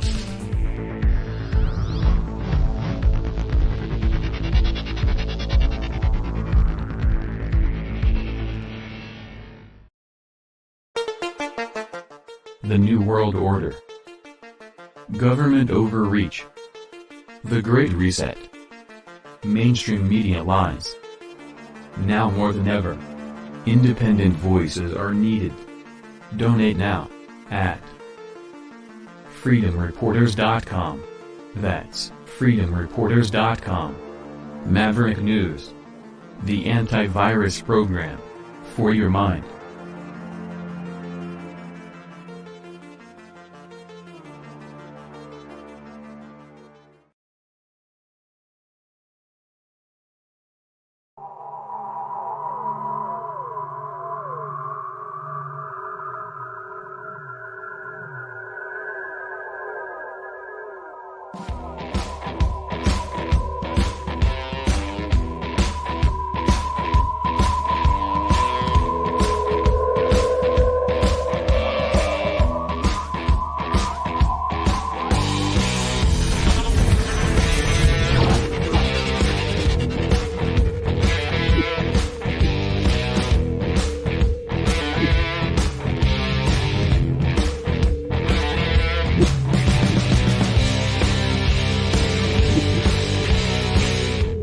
Maverick News. The world is watching.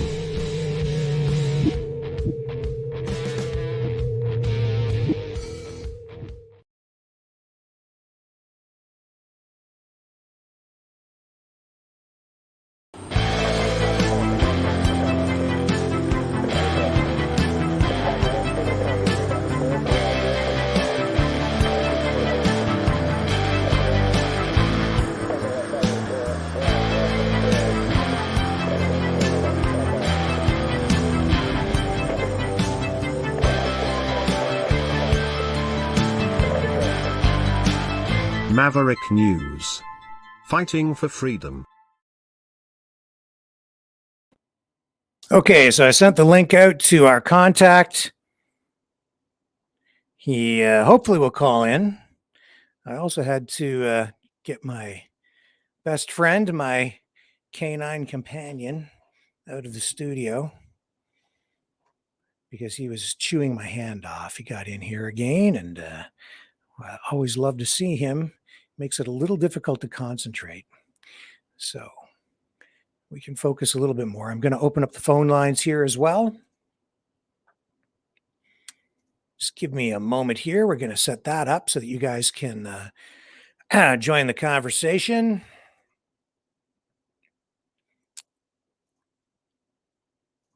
And we're almost there.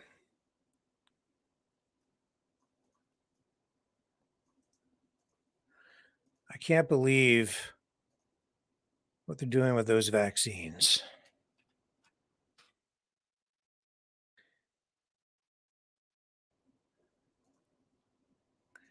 And it blows my mind. It really does. But you know what I'm saying. Unbelievable.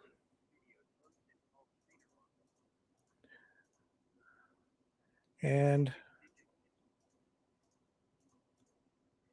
here we go. Phone lines are almost open. That wasn't right.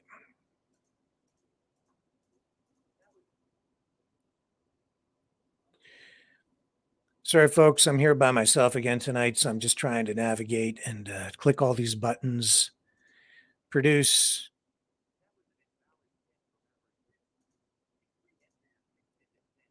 Here we go. Here we go.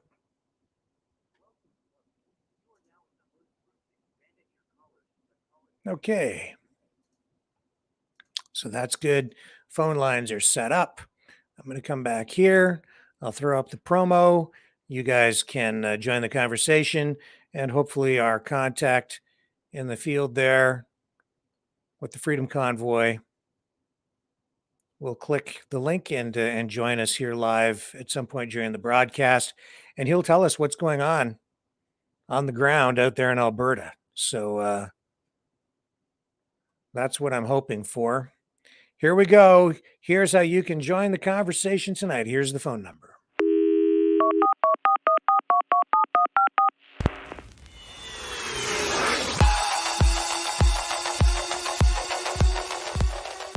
Join the conversation. Call 1-833-975-3733. That's 1-833-975-FREE.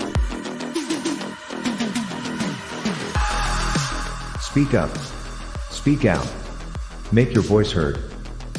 Maverick News. Fighting for freedom by defending your right to free speech. Be a Maverick. Join us.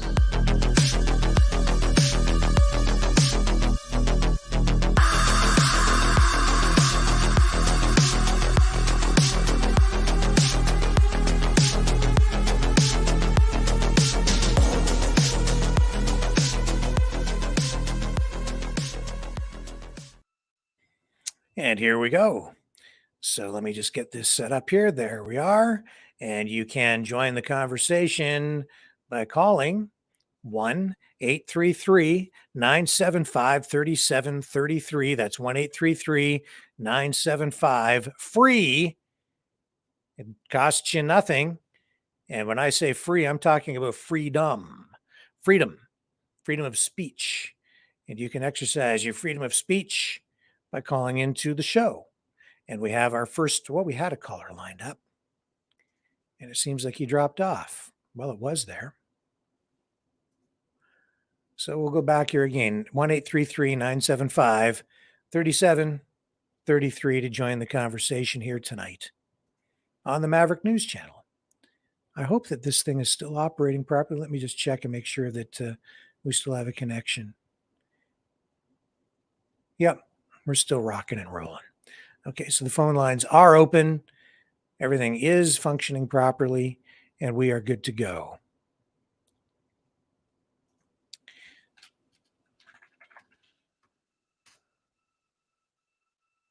We can talk about really pretty much anything you want to talk about, but I did want to also touch tonight on Canada resuming mandatory random COVID-19 testing at airports for air travelers.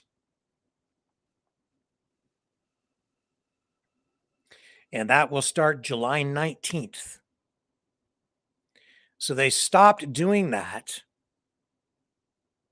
a little over a month ago, but they're reintroducing it even for fully vaccinated air travelers arriving into the country in Vancouver, Calgary, Montreal, and Toronto. So this testing will be conducted off-site, either at an in-person appointments or at select testing provider locations and pharmacies. Or they will use virtual appointments and self-swab tests. And they're going to use that ArriveCan app to make the random selections to determine who has to do it. Travelers will receive an email within 15 minutes of filling out their customs declaration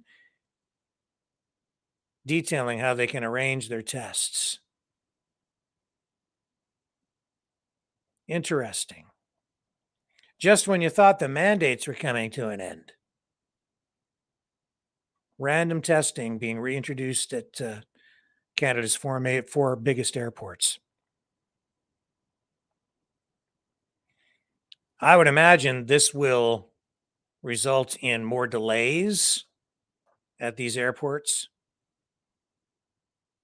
The mandatory random testing only applies to fully vaccinated travelers. Unless exempt, unvaccinated travelers will still have to test on days 1 and 8 of their mandatory 14-day quarantine. Now, if a fully vaccinated traveler does test positive, a 10-day isolation is required, unless you're Justin Trudeau, in which case you can fly anywhere you want, anytime you want, even if you're infected.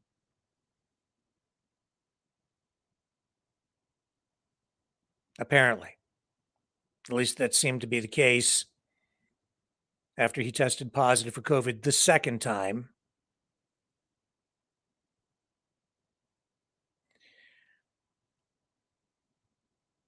So, Transport Minister Omar Alghabra, says that random testing at airports was only put on pause to ease airport bottlenecks and wait times. But moving testing off-site will allow the government to bring back the measure. But if the disease is that serious, why would they have suspended the testing at all? And I don't remember him saying that it was only paused so that they could arrange to do this off-site. It isn't clear to me, really, honestly, why they're doing it, reintroducing it now.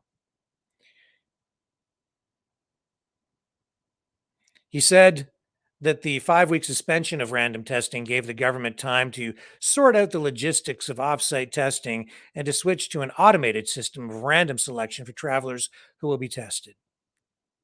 He says it's a critical to be using this as an early warning system for public health, for healthcare in Canada, and for the protection of the health of Canadians. He says that they want to maintain an early warning system to help inform the government on the types of measures and policies that they need to implement. Clearly, this is far from over, folks.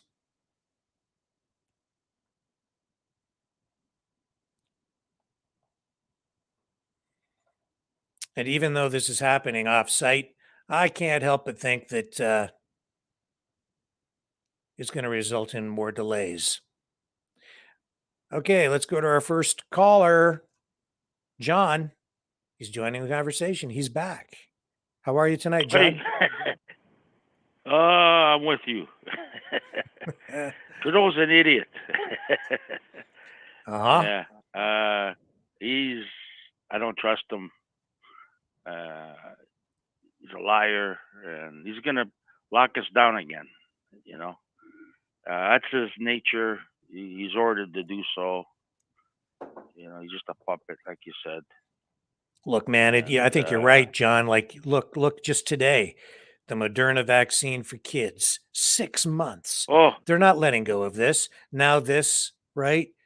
The no. more random testing at airports.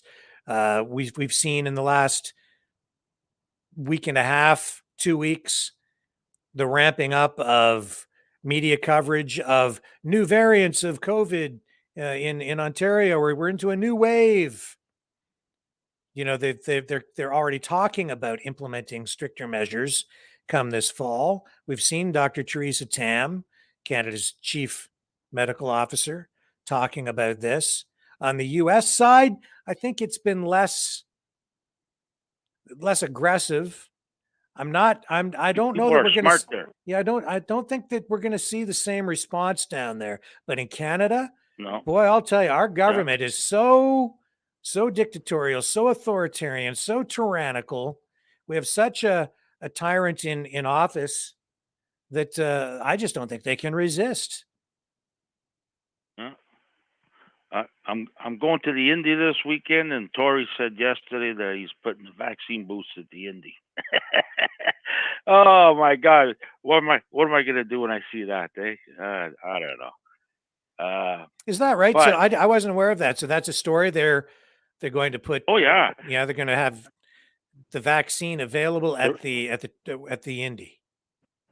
yeah. Anywhere where there's large crowds, they're going to start putting this vaccine trailer or whatever it's called. You know, Step right up. Vaccine Step bus. right up. Step right up. Get your fourth. My uncle caught COVID. He went to the hospital actually too. They stuck a tube down his throat. I think he was paranoid, and he's an old guy. My cousin said, "Oh, good thing he had 3 vax. Oh, he could have been dead." And I said, I laughed, and I sent him the Canada stats on vaccinated and unvaccinated. It's all the vaccinated there, the high deaths and everything. Anyways, it's on there. But you showed it too. You know, the graphs, the same thing. Yeah. But I don't get it. But you know what? I look after number one. That's me. You know, and I don't want to get it. That's it. So if you want to go get it, or you want to go get it, go step right up on the bus there and help yourself. But I'm not naive. These people, I don't know what, you know. It's so. This thing's like it's like a flu. Okay, it's not even. I don't know. I know most of the people that I know are not vaccinated, and they're all healthy. Yeah. Nobody. I haven't seen anybody in the hospital. The ones that have been vaccinated, they're the ones that go to the hospital. So look at the kids with this. Another one I was reading this today on Australian beach. 11-year-old girl, cardiac arrest on the beach. Like, I wonder what that's from. You know, nobody's going to tell you. Yeah, you know, and John, like they said when this all started, oh, it's perfectly safe. There are no side effects. I mean, literally, this is what they told us. It's 97% effective. You take this, you won't get COVID. They said that there were no serious adverse reactions from this, that it was perfectly safe.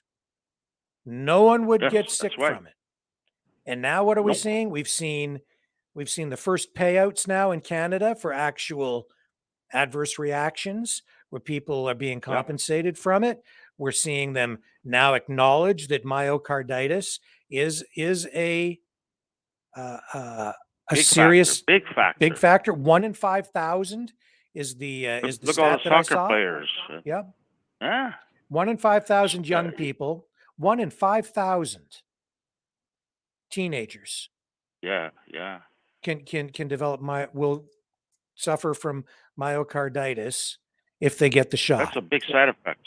Yes. That's not one of the biggest side effects. And you know, I know a few bombers in the funeral homes. Mm-hmm. blood clots in these people. Mm-hmm. They've never seen blood clots like this before. The funerals are busy as hell. They've never been this busy. It's gone up like 2 or 3 times higher than, you know, in the past 3-4 years. Mm-hmm. They're busy. Like, what's going on? Like, nobody can say anything, you know. Yeah. All Yeah. I want to see, I want to see you keep playing that Howdy Doody video. Well, we can do that.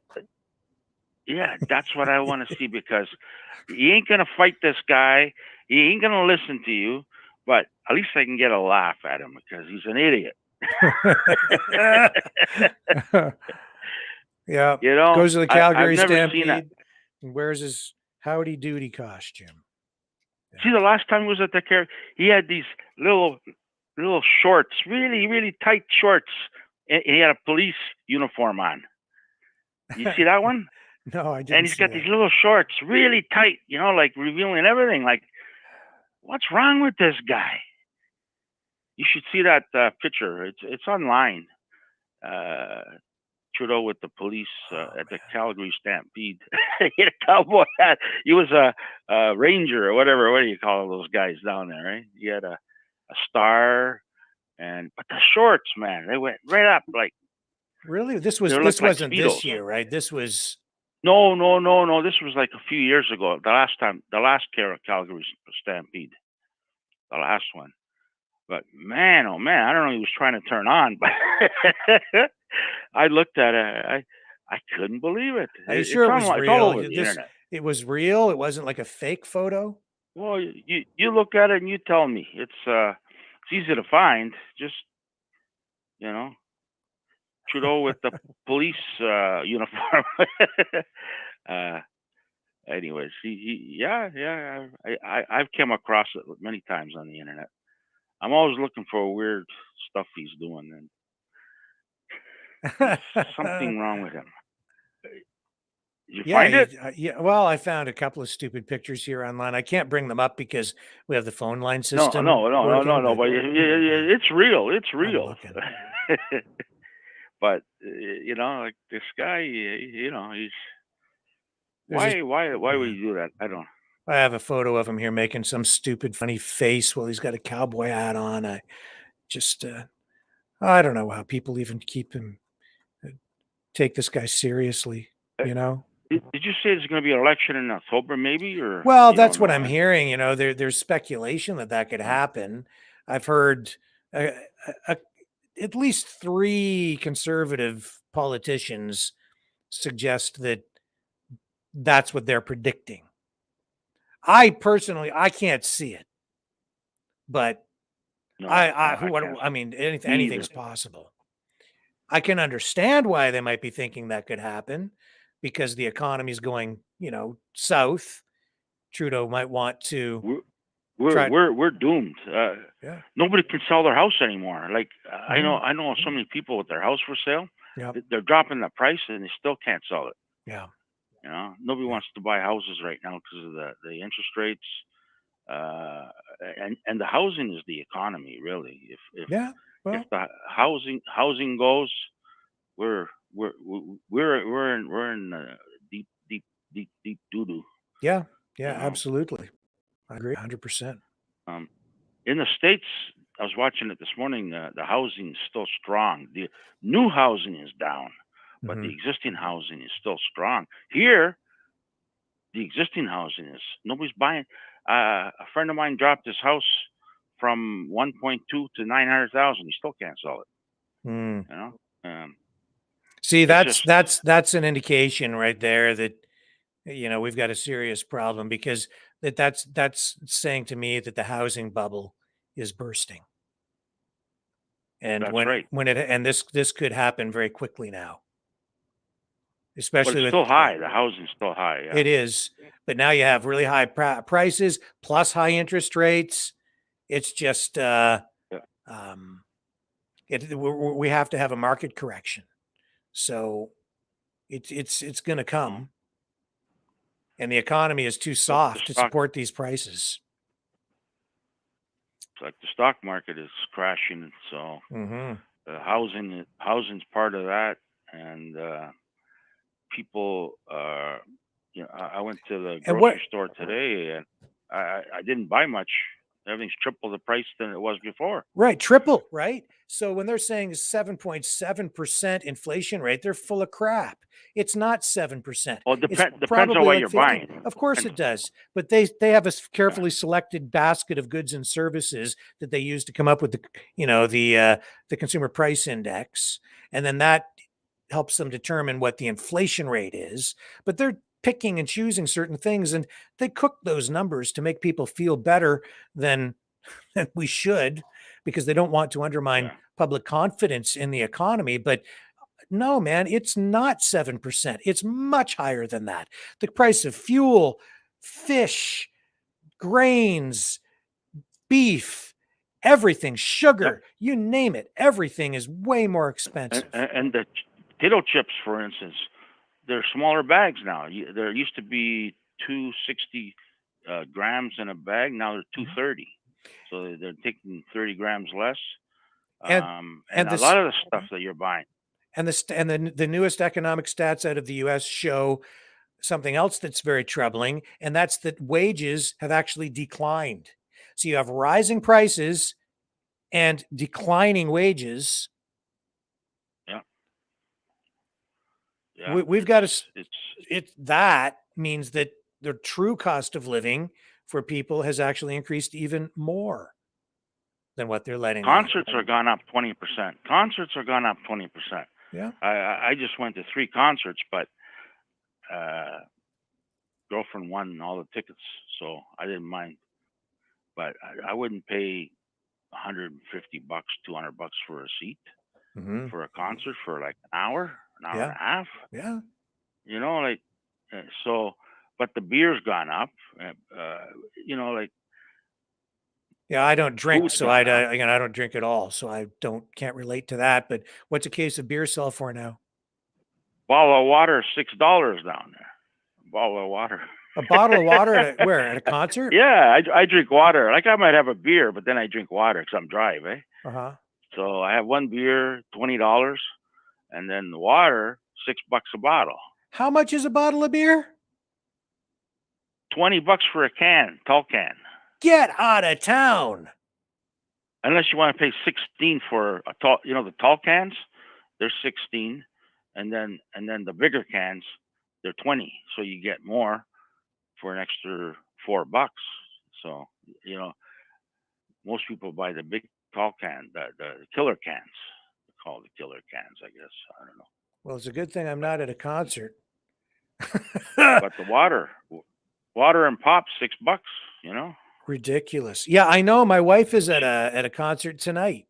She went to Rock the Park in London, Ontario. I saw a story that a volunteer actually quit because water was being sold for $5 a bottle. So to protest, she quit. Yeah. And nobody accepts money down there anymore. It's all Interact. Mm-hmm. So it's like they're trying to phase out money.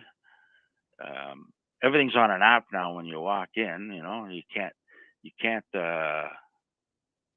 buy tickets anymore and show the ticket and they scan that. It's like it's too much. It's a hassle. Life's a hassle. Mm-hmm. They're making our life miserable. Nothing's like it used to be. I was just thinking last night, we need to get rid of the internet, get back to basics, get back in touch with nature, just de-digitize and just go for a walk in the woods or something. I don't know, man. Like me, I was going to upgrade my phone, and I said, you know what? Why should I upgrade my phone? I hardly ever use it. I use my home phone more than a cell phone and for business, right? But, you got to cough up $1,000 for a new phone, and I go, forget it. The old phones works. You know what? Internet. Well, internet I use a lot because I'm always researching all the time. I am always trying to find, every time I hear something, you need, that's where you get all your information from, is the internet. So That's right. Well, listen, John, we're going to move on because we've got some calls stacking up here, but play howdy doody later, eh? I'll do that, especially for you. Okay. By request from Thank you. John. Bye. Thanks, John. Okay. Bye. Talk to you later, man. Okay. We have Sean from Burnaby, BC calling in. How are you tonight, Sean? Hey, Rick. It's a cliche, but long-time listener, first-time caller. Well, I'm glad that you were able to call in. What's on your mind? I just got a tonight? few key points. Yeah, if you're going to talk about COVID, please be careful what you say so we don't get banned on Facebook and YouTube. Yeah. You go ahead. Not a problem. Yeah. I called the Kool-Aid anyways, so. Cool. Okay, so people that live in Canada, there's a lot of things they seem to forget that they have to abide by because it's your Charter of Rights and the law. For one thing, this whole thing is the biggest financial fraud in the world, and we're allowing Justin to psychologically rape us into believing this is real. Hey, Sean, it's not as real as I'm gonna have to put you on pause because our contact in Alberta just is joining the stream. So hang on here. I'm gonna bring him up. Hey, how are you? Hey, how you doing? Great. Thank you for coming on with us tonight to explain what's going on with the Freedom Convoy. Can you just tell people, just introduce yourself so everybody knows who you are? Yeah, my name is Ron Schmidt. We're here in Calgary. We're doing a small, slow roll with lots of people, and to stand in solidarity with the farmers in Europe and here in Canada. Yep. And we're just jumping in front of the people here. And, here they come, right here. You can see. Awesome. Okay. I'll show you.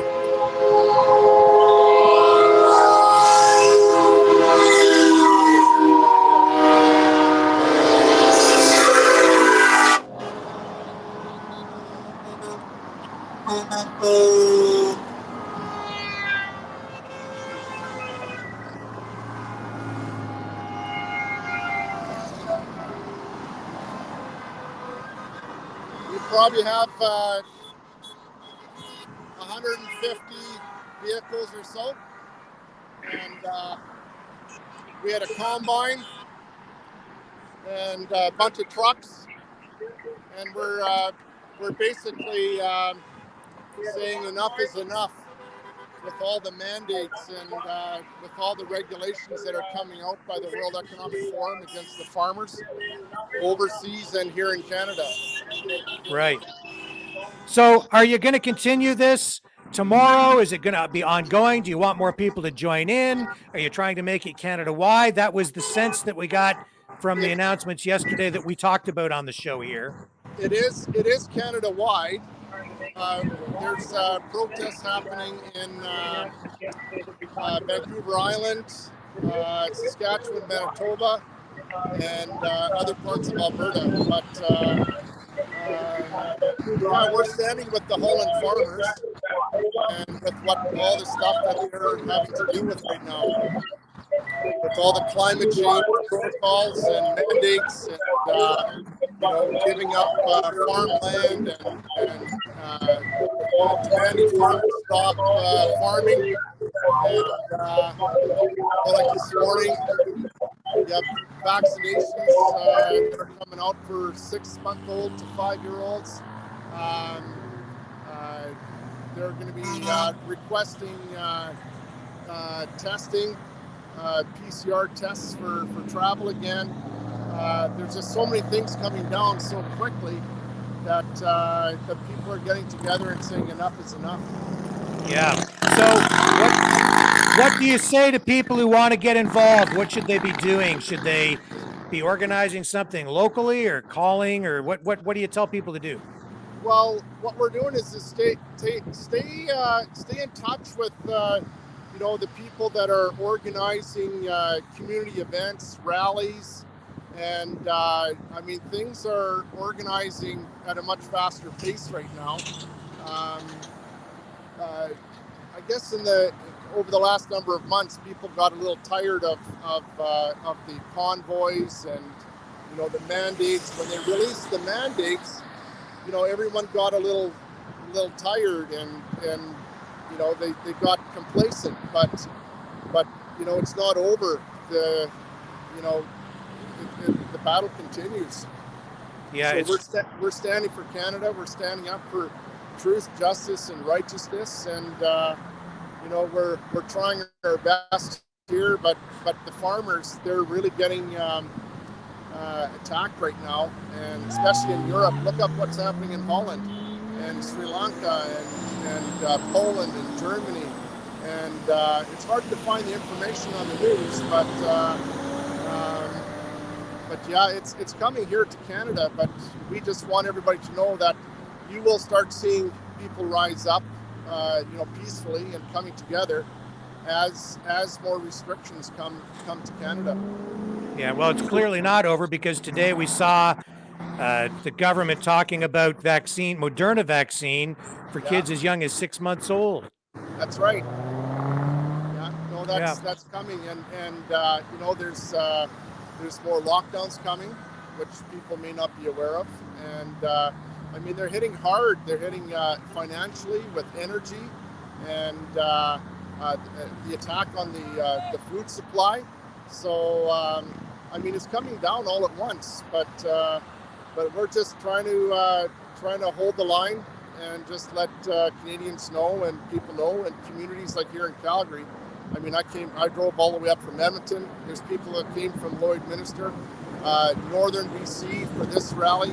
So people are waking up slowly, but a lot of people are saying what's happening? What are people doing about it? But it's we have to come together and show solidarity for even other countries that are being hit harder than us. So you did get a crowd there today, I guess. Then there really hasn't been anything happening in Ontario that I'm aware of. Not yet. No, I'm not sure what happened in Ontario, but this was kind of spearheaded here in Alberta. We sent information out. We didn't give much notice, like 24 hours notice, and we had people coming from all over. There was something in Winnipeg, that they went to the Ledge Grounds, I believe, in Winnipeg. But other than that, I think this is just the start of something that may just pick up steam, where the people are standing together, united, and we're standing for our nation, and we're saying no, like we've had enough. It's time to rise up, peacefully and get information out there and let people know and not be afraid. And so this was something that was happening here today. Very quick notice, but we had 200-300 people show up. So is this just for today, or will there be more tomorrow or on the weekend, or is it just a one-day thing? From what I heard, some people are going to be gathering up in the Okanagan in a day or two. But I would just say, just pay attention, like especially farmers. Join in. People get encouraged when people come in, with critical mass. When a lot more people join in, then they say, well, you know what? Hey, this is something here I can respond to or participate in. But we don't have much time left to participate. It's things are cracking down quickly, and I'm just encouraging everybody just participate in rallies and coming together just to show solidarity, like amongst ourselves, but also solidarity for other countries, especially in Europe right now. And that's what we're trying to show here. And Ron, I won't keep you much longer because I know you have to get back on the road. But what's the message here? I guess it's to remain peaceful, remain lawful, but make your presence known and make your statement, right? Yeah, that's exactly it. I'll show you what's on my truck here. Can you see that? Yes, sir. Yeah. I don't know if you can see it, but the sun's in my eyes, but but this is freedom. So this is what I drive around, and I got the Netherlands flags. They actually were watching it live, and they actually told us from the Netherlands to turn their flag upside down. So this is how we've been rolling. So we've That's had pretty enough. cool. That's very cool. Yeah. So like it's battle for Canada. So anyway, I better catch up to the convoy here. Yes, sir. And we'll let you know if there's if something picks up over here, and just let you know what's going on so other people can participate. Thank you very much, Ron. I appreciate you signing on with us tonight and updating us. And we're always available here to help get the word out. Excellent. Right on. Okay. Thank you, sir. You drive safe. God bless. Right on. We'll be in touch. You. All right. Bye-bye. Take care. And there you have it. That's the update on the ground out in Calgary, Alberta, Canada. I know that they were hoping to have this thing go nationwide, but did not quite happen the way that some people were hoping. Nevertheless, it looks like they had a turnout there, and it looks like it's the beginning of something. So let's go back to the phones here and see if Sean, are you still there? I'm still here. Awesome. Thank you for waiting. I'm sorry that we had to do that to you.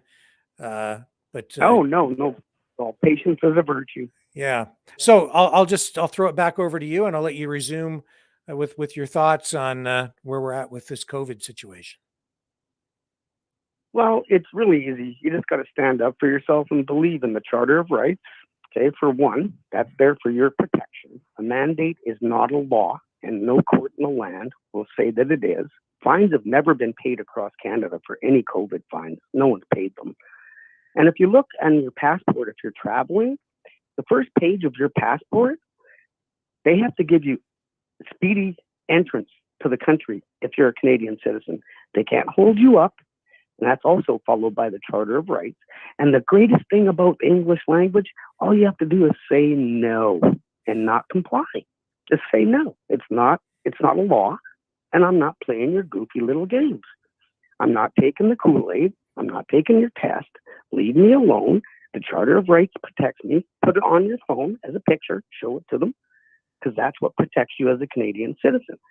Now in Europe, it came out today that the third and fourth Kool-Aid is deemed unsafe for anybody under 60. And a person that administers it is 100% responsible for whatever happens to you. If it's a traumatic thing and something happens to you, such as, myocarditis, Guillain-Barré syndrome, etc., they're 100% responsible. What countries is that in effect in? I'm not aware.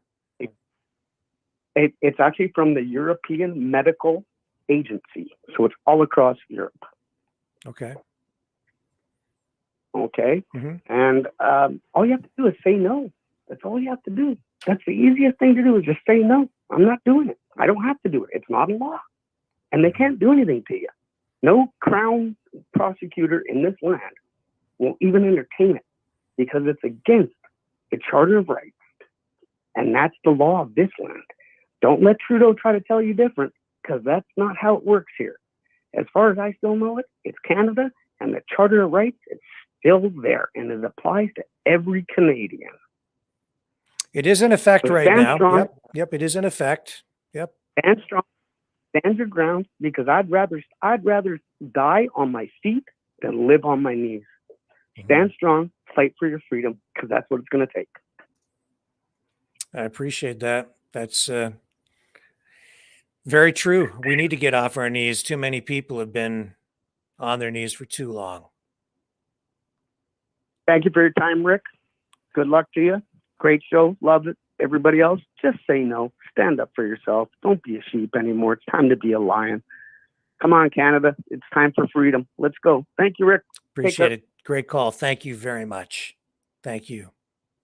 Okay, we're going to take a very brief break, and then we're going to go to Reese briefly when we come back. So let's give John what he was looking for. Let's do it right now, shall we? By request, here he is, the one, the only, the modern version of Howdy Doody. Together, Yahoo! Say, kids, what time is it? Okay, gang, let's go. It's Howdy Doody time. It's Howdy Doody time. Bob Smith and Howdy too. Say howdy doody. Let's give a rousing cheer. Cause Howdy Doody's here. It's time to start the show. So in let's go.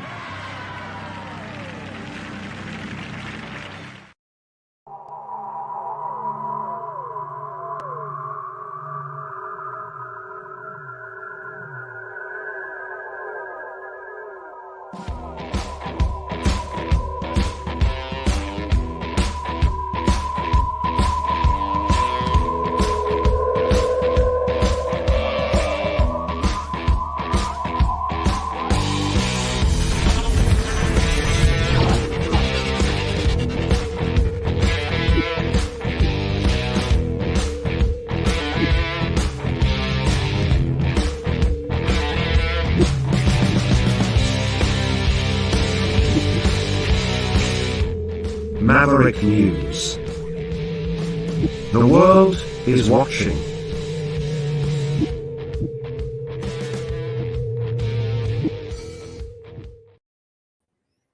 And we're back, and it is time to go back to the phones. And here's one of our regulars. Hello, Reese. How are you tonight? Hey guys, it's me again, Reese. And dude, I am not freaking okay, man. Dude, I am literally not okay.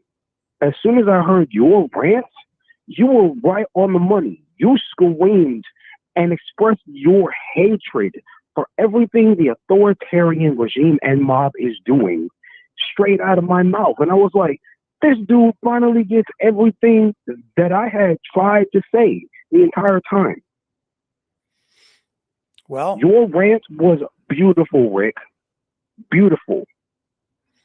Well, I appreciate you saying that. I sometimes sit back and question myself after I do something like that, but I hope that I people understand I'm speaking from the heart, and I think I'm trying to speak truth. Yes, and you are.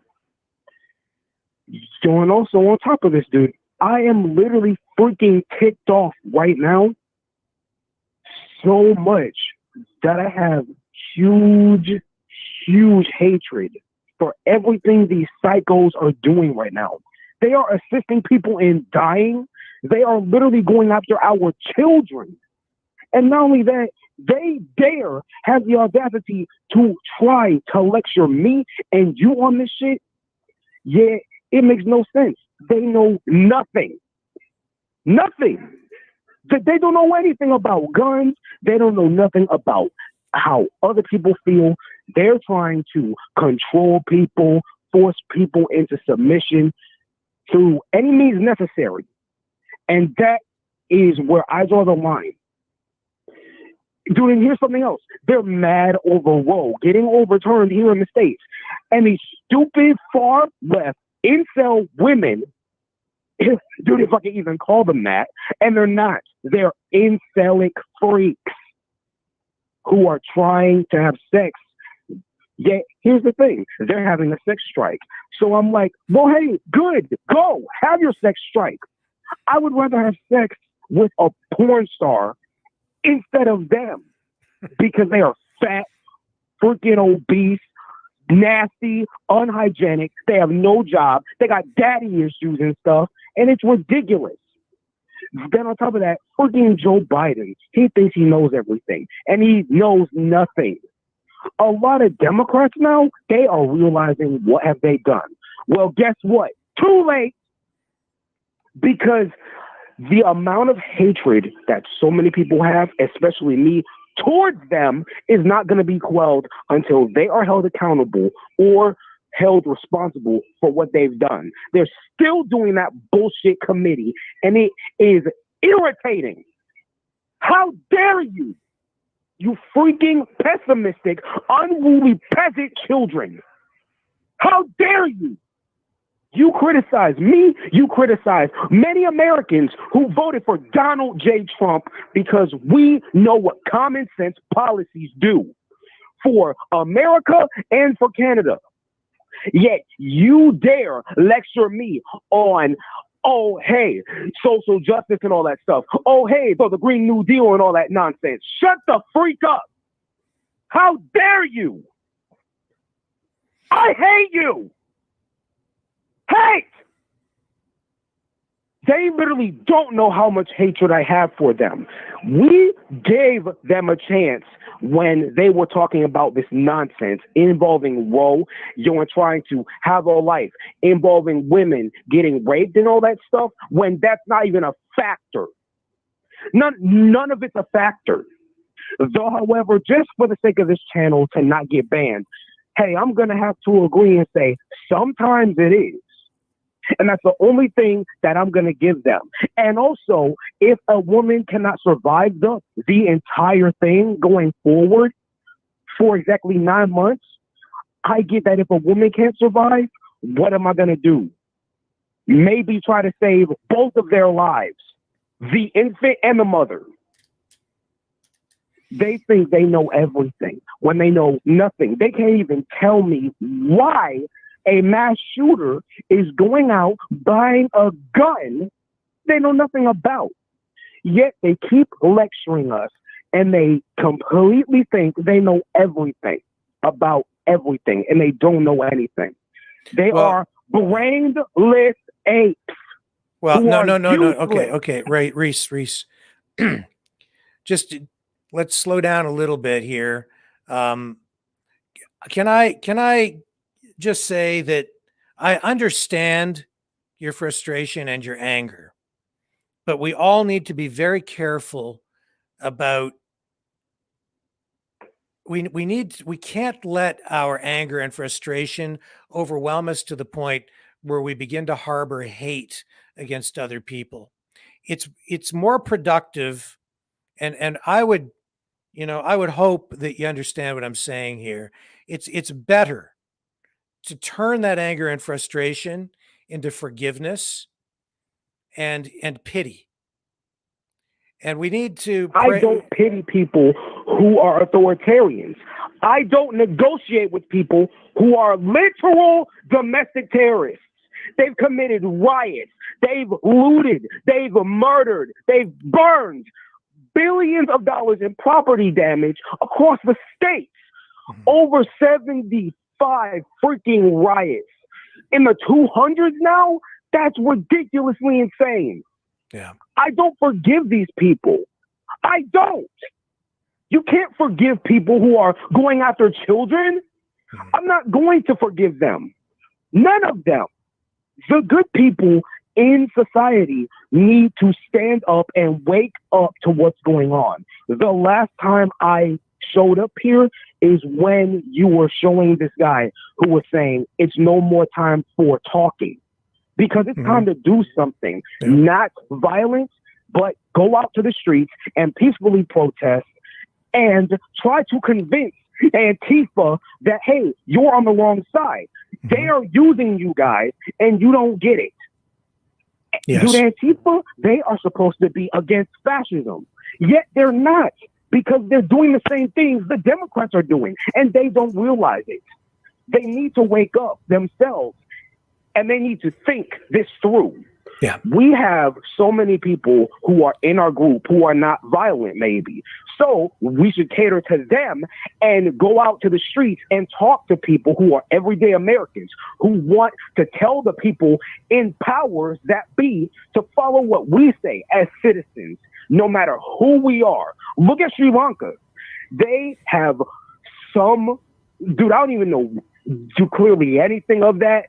Yet, however, except this, the so-called leader of Sri Lanka has fled. right? Because of far leftist authoritarian policies, the entire nation overthrew its government, I think. Yeah. That is what happens. People get sick and tired of this crap, and they revolt.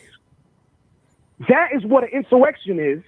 Yet, however, they think they tell me and lecture me that if you want freedom, if you want to protect yourself with any kind of weapon that you can legally have, then off to the gulag with you, as you literally said the last time you ranted. Yeah. Everything you ranted about is spot on. And I was happy for you because you expressed my hatred in so many ways. And that is just amazing of you to do that. Well, Reese, again, I understand what you're saying, but hate is a very strong word. And I do hate the policies and I hate what they're doing. I do. But I can't let myself get to a point where I hate the people, because the majority of the people are misguided. They're misinformed. They're being lied to. They're being duped, tricked, fooled. They are. Exactly. They are being played like a deck of cards completely. So if you're playing a simple game of cards, right? You want to avoid getting the Joker card. The Joker means you've been fooled. They've been playing the same card game for decades. And then every time they think they've won because dude, this is crazy. Every time they get the Joker card, they get mad. Well, I just would say this in closing with you tonight, Reese. Reach deep into your heart. Don't let them win. Don't let them win by allowing your heart to become dark. Don't let them win by letting your heart be filled with hate. Because the only way out of this is to remain peaceful. And we do need to, we can't give any more ground. I'll give you that. I agree with that. Don't give any more ground. No more ground. We need to take back. We need to take back everything they've taken away from us. We need to make sure criminals are off the streets and or either killed, sent to death row for their heinous, repeated crimes. That's a problem. We need to address that. We need to address the whole issue, talking of Roe, even though a lot of people are still mad about it. We need to come to an agreement on that. But we both are in agreement tonight, right? That whatever we do, we must remain peaceful and we must remain lawful, right? Exactly. Right. I do not think that going after certain people I hate is actually going to solve anything. Violence never works. Right. It always breeds more violence. That's right. That's so exactly I think right. somehow, some way, we need to break that complete cycle. It's an endless cycle that is never ending. We need to somehow break it. Yes. There are many people out there working on things to bring the country back. I feel, I'm not sure where it will lead, but if we stick together, I'm not sure either, dude. And I am certainly not exactly sure either. So, however, I know this is that that if I ever lose the single job that I have now in my life, dude, I don't even know clearly anything of exactly how it's gonna go down. So I'm not sure about that. Yeah. Well, listen, Reese, we're gonna close off here tonight with you. Yeah. I appreciate the phone call. Just try to stay as positive as you can. Don't let them win by letting them overwhelm you with negative emotions, negative thoughts. We need to stay positive and just remember that we have each other here, right? We have a freedom family. We have the Maverick family. We have each other. We have our families at home. There's still a lot of positive things that we have around us, and we don't need to let them, these authoritarians, really command our lives. We can still live life in many ways on our own terms simply by saying, no, I'm not going to participate in that, and I'm not going to do this.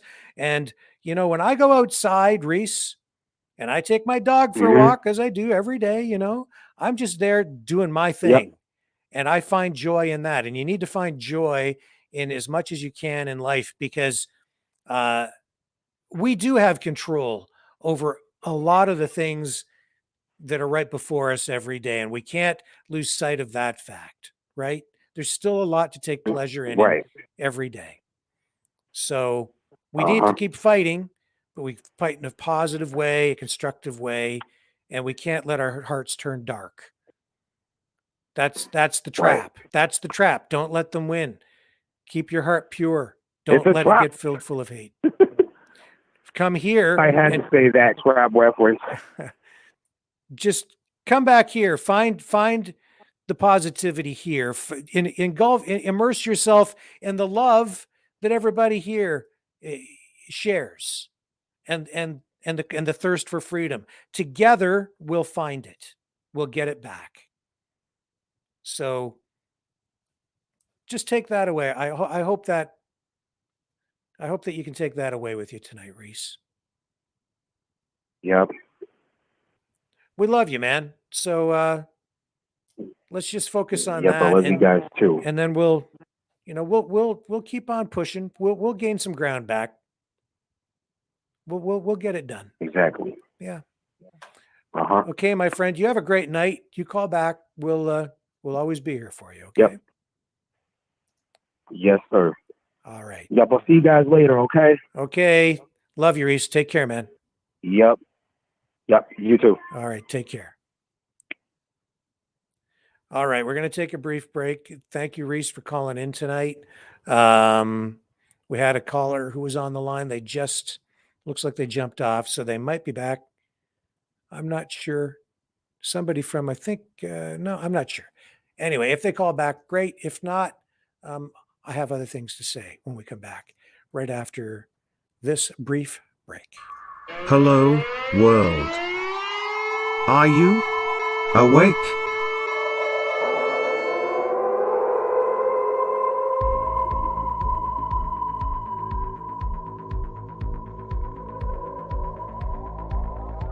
Uniting humankind by liberating millions of minds at a time. Maverick News. The world is watching.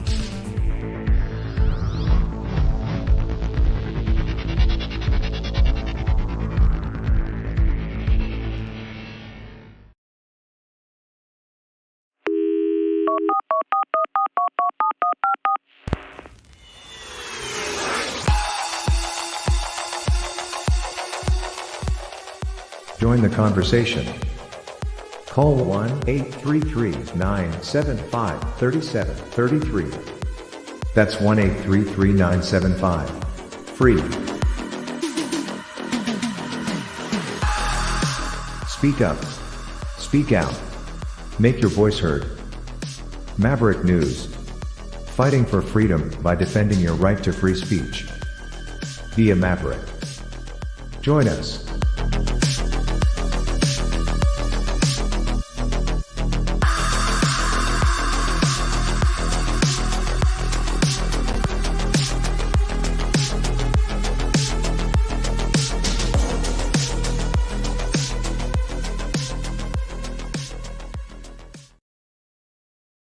Hey, we are going to go back live to Ron Clark, who is on the road right now with that Freedom Convoy.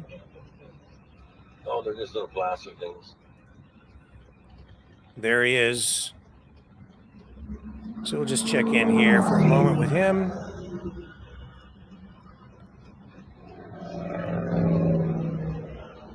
What did somebody say? $35 US per ad?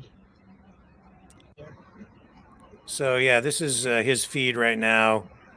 Ron Clark, Now the the chaos freedom advocate. This is what's going on right near Calgary, just outside. I don't know if they're right in Calgary. But this is the convoy out there today. It's happening live right now. Go up to the front.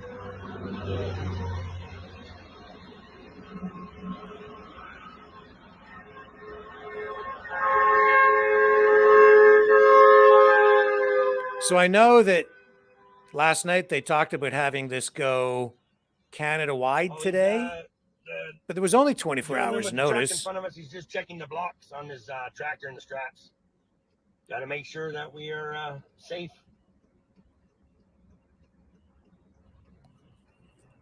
But there was only 24 hours notice.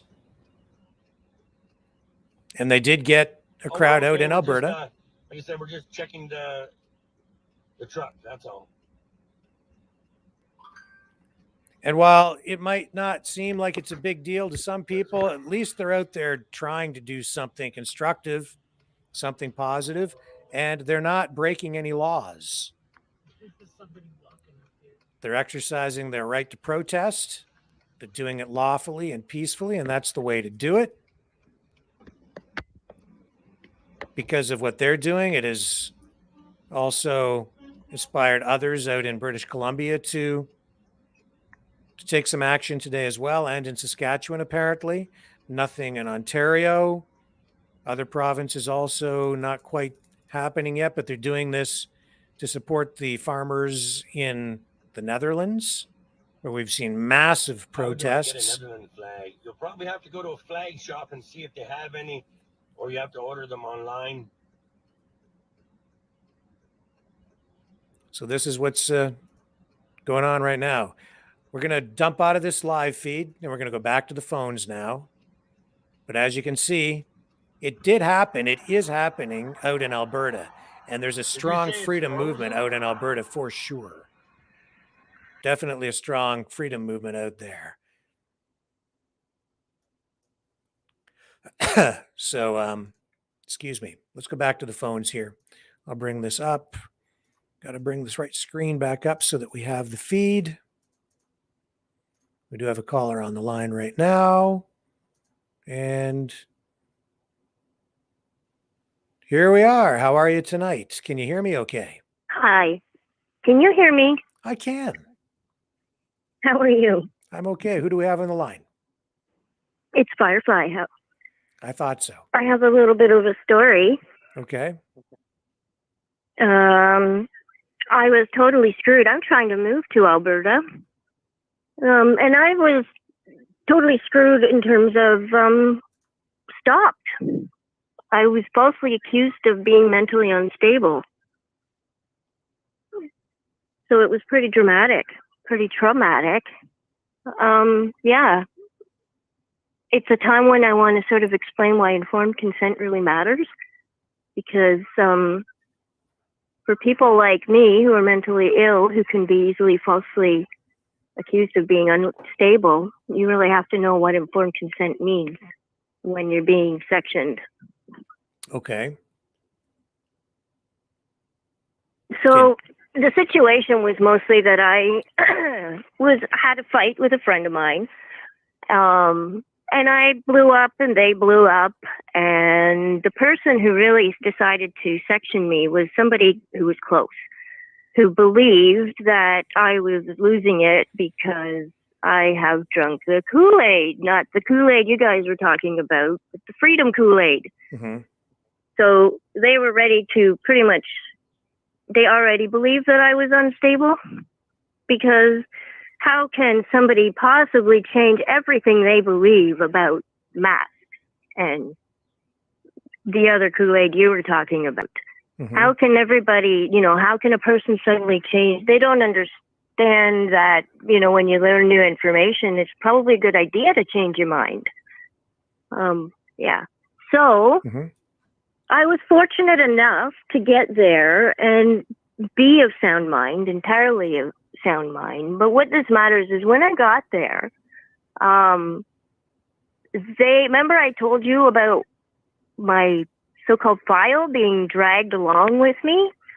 Yeah, so when I got to the hospital, they had automatically assumed that I had been there in 2018 because they didn't actually read the file. Had they actually looked at the file, they would have seen that the last time I was ever hospitalized was 2008, which is a very significant difference, right? So just because we need to kind of condense the story, so we know that you had some past issues, and then somebody accused you or said that you were not mentally stable because you believed in the freedom movement, essentially, and so that created some difficulties for you. In what way? Because you wanted to move to Alberta, but they were able to block you because of that. Is that right? Yeah, because they put me in the hospital, so I was detained could have possibly been detained for 72 hours, but as a result, I was detained for about 5 because it was a Friday night, and the hospital, you end up in an psychiatric emergency ward, which is essentially just a big room full of other ill people waiting for a psychiatrist to check in on them. So yeah. So what's your message then to the people out there? You're talking about informed consent. Yeah, well, this matters because you also, as a person with mental illness, if they want to give you drugs, which in my case was benzos, because that's what they give people who are apparently freaking out, they can convince you to take these drugs because they'll tell you it's good for you. They'll tell you it's better for you and that they can let you go sooner and You don't take anything from anybody unless you agree to it, unless you know exactly what you're taking. Because if you don't have that wits about you, like if I didn't have the wits and knowledge to say, no, I'm not taking it and here's why, they would have been able to give it to me, and then that would have impacted my time there because I would have been stoned, which means they would have had the right to keep me longer because then I would have been unstable. So what's the bottom line? Just know your rights. Yeah, bottom line, know your rights. And I know what's happening right now. I've heard from other people that their families are concerned about them. I've heard other people where doctors are also trying to suggest people take anti-anxieties, benzos, because, they're all worried about ridiculous things, right? That's what people think that our concerns about injuries, for example, are simply anxiety. So, try and make sure you have that knowledge to say, no, this is what I believe, and it's okay that I believe this, and it's okay that I'm angry. You don't need to drug me for that. Yeah. Yeah. So in the end, where do you sit now? Are you able to move or not move? Where do I sit? Yeah, what's your situation? I have a new plan. See, that's the thing about being me. I'm pretty smart. So yeah, no, I have changed the plan. So now I've got actually a room in Calgary. I was supposed to move to Medicine Hat, but that changed obviously. So now I've got a room in Calgary, and I'm going to start from there. See where it goes. I mean, there's a plan, but yeah, the move's still going on. Thanks. All right, we're going to move on. Thank you for calling in tonight. I appreciate it, Firefly. All right. Take care. Okay, see you. Thank you. Bye. Bye. And another regular calling back. How are you tonight, Kitty? Hi, Rick. Hi, everybody there. Oh, I'm doing fine. Just fine. Yep. What's on your mind? Well, I have to tell you, everything. But seriously, what I see a lot happening now, actually, it's happening more and more, is a lot of people are getting angry, but it's from a place of fear. Because every day we get like 10 different things, all hammering 24/7. It just feels like that to me. 7 days a week, we don't get rest. We don't get respite from it. We don't get a break in everything. seems to have a little hammer about it, above it, you know, do this or don't do that. And always the fear factor hovering in the background. And it is actually getting irritating for me. I can understand the anger, but to deal with the anger, people got to figure out where it's coming from in whatever situation they're in at the time. I just see a lot of fear now. Fear? I see a lot of frustration. Fear among the people who have been in tune with the government program from the beginning. But on the freedom side, I'm sensing just an increasing level of fatigue and frustration. Yes. And a lot of sleep disorders. It's, I got a few friends that they used to be heavy sleepers, and now a common topic is, you know, gee, can't sleep much, always wake up at 2 or at 3, or it's restless or whatnot. Everyone's getting all scrambled up. And then my basic thought tonight, I hadn't quite formulated it, but basically that we have to remember where we're going, and we can't lose sight of where we want to go.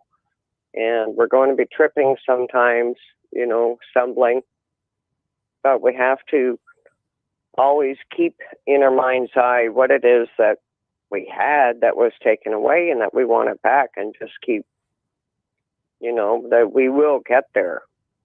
Going to be hard, but anything worthwhile having is not easy. Well, you know, anything worth having is worth fighting for. Something became very apparent to me in the last week and a half. And that's why I've been referring to these conferences that I've been watching with the intelligence services. Everything we are experiencing right now is new. We are in the middle of a kind of a war. It's definitely a war. And it's being fought in a completely different way. It's all about information. It's about intelligence. It's about propaganda.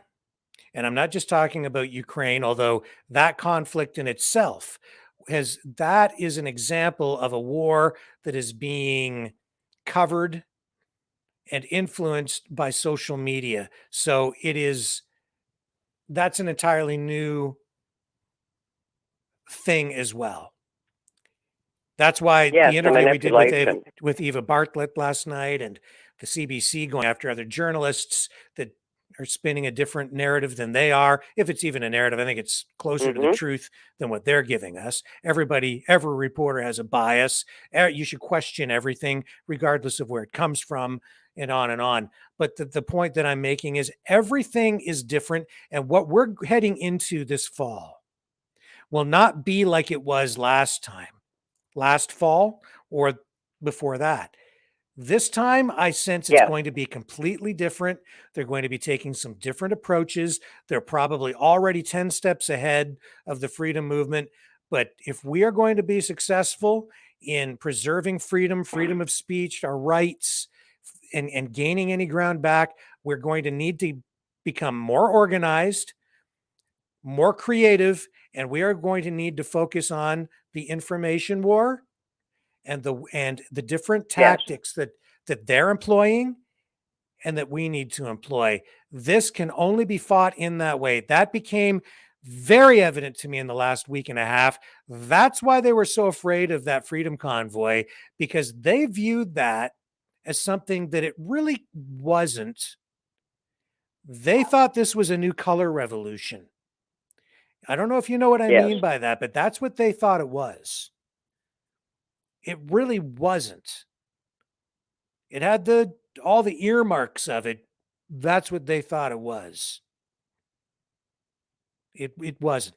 But well, I think everybody has shocked the crap out of them. I really do. Like they really did not expect a pushback. You know, maybe a bit of pushback, but he gone in less than a week type thing. I'm positive now that they did not expect that months later we'd still be pushing. That's right. And now they don't know what to do with us. Yeah.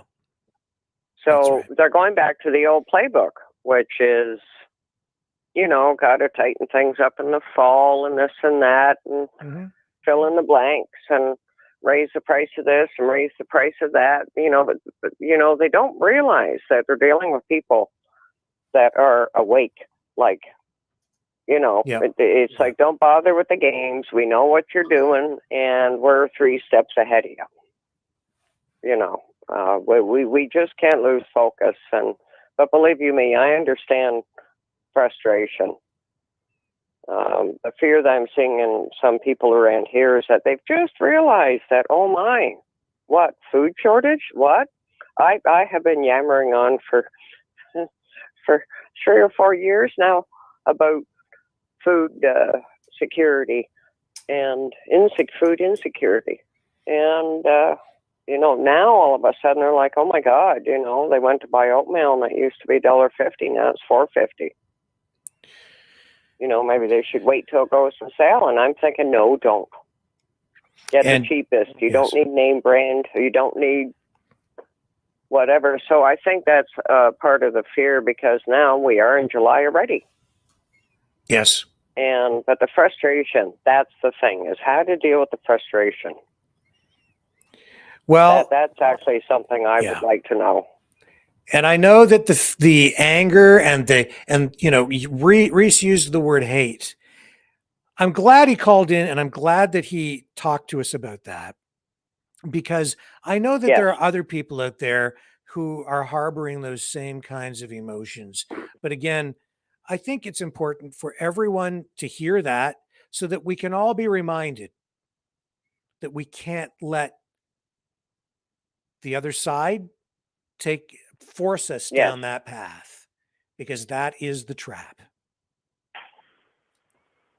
So let's remain peaceful. Let's try to find some kind of, I turn it into pity. I pity the Prime Minister. I don't hate Justin Trudeau as a human being. I don't hate him. I pity him. I pray for him, and I hope that at some point he finds the light again and finds some way to save himself by saving us. I don't think that will happen, but we can't let his actions turn us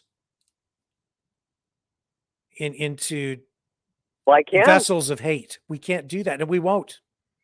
And we've shown that we don't. We showed that in February with the Freedom Convoy. We showed it with the Rolling Thunder thing. We showed it again with James Topp. They're showing it right now on the highways out in Calgary, where they are protesting, yes, but they are doing it peacefully and lawfully, constructively. They're not letting the hate fill their hearts. They're doing it the Canadian way, the positive way, So that's what we need to continue to do. But we also need some more organization and some more creative solutions, so that we get to a place where Justin Trudeau eventually leaves office, and lawfully we get a better government in there with better people elected, I think. So we'll see where it all takes us. Oh, I know. Ain't that the truth? It is. Because it is very difficult. And I am glad he called in, because the frustration, oh my goodness me, we can all empathize with that one. And with the anger, because some people, you're like, geez, what do I do with this anger? Yeah. And but it's good that everybody knows, because that's how we're going to get through this. Yep. One way or another, we're getting through this. That's right. And we just have to be careful. And if we support each other, we can do that. And that's why, Reese calls in regularly. And I think that when he gets emotional, sometimes that frustration turns into stress for some people when they listen to it. But he's part of our family, and we're here to support him, right? So if we can... Hey, we're just a Heinz 57 of love and hugs is what we are. Isn't that true? And by the way, I haven't said this for a while. If you haven't done so, click like, click subscribe, and please share the video. Thank you. Thank you very much. There you go. All right. Well, we're going to wrap it up there. Thank you so much for calling in tonight, I appreciate it very, very much. Oh, you're more than welcome. And hugs to absolutely everybody. And a great show again, Rick. Thank you. Have a good night. You too. You take care. Bye-bye. All right. You too. Bye-bye. So, folks, that is that. And just a reminder that you can support us by going to freedomreporters.com, clicking on the link, or just put that URL in, and it will take you straight to the donation page. And we could sure use your support. So if you're able to do that, that's great. If you haven't liked or subscribed, please do that, because that, again, helps us battle the algorithm that pushes us down on the search rankings. And also, don't forget to sign those petitions. I'll just throw those up briefly as well. Freedom for Tamara, to get her out of jail. We're also concerned about Pat King still being in jail as political prisoners. And also, don't forget to go to this one and sign this one. If you agree with it, read it first. This is to protect independent journalists, freelancers, all journalists working in Ukraine, all the journalists there, some of whom, like Eva Bartlett, are on a kill list that the government there is aware of, but has done nothing to address it, to have it taken down offline. They're just leaving it up. They're allowing it to remain on websites. So check that one out too. Please sign it if you can. We need to preserve freedom in more ways than one, and we need to put pressure on the governments to make sure that journalists are free to practice their craft, to bring us the information that gets us closer to the truth. And that's what journalists like Eva Bartlett are doing. CBC might not like it,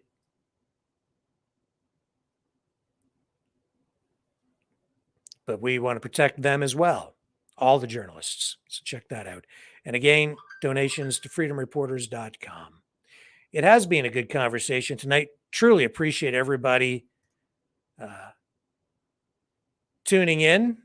Is that an old phrase? I'm getting so old. Tuning in TV. Joining us. Just thanks for being here, everybody. We'll be back tomorrow night, 6 p.m. Eastern Standard Time, here on the Maverick News Channel. We have the antivirus programs for your mind. Catch you on the flip side.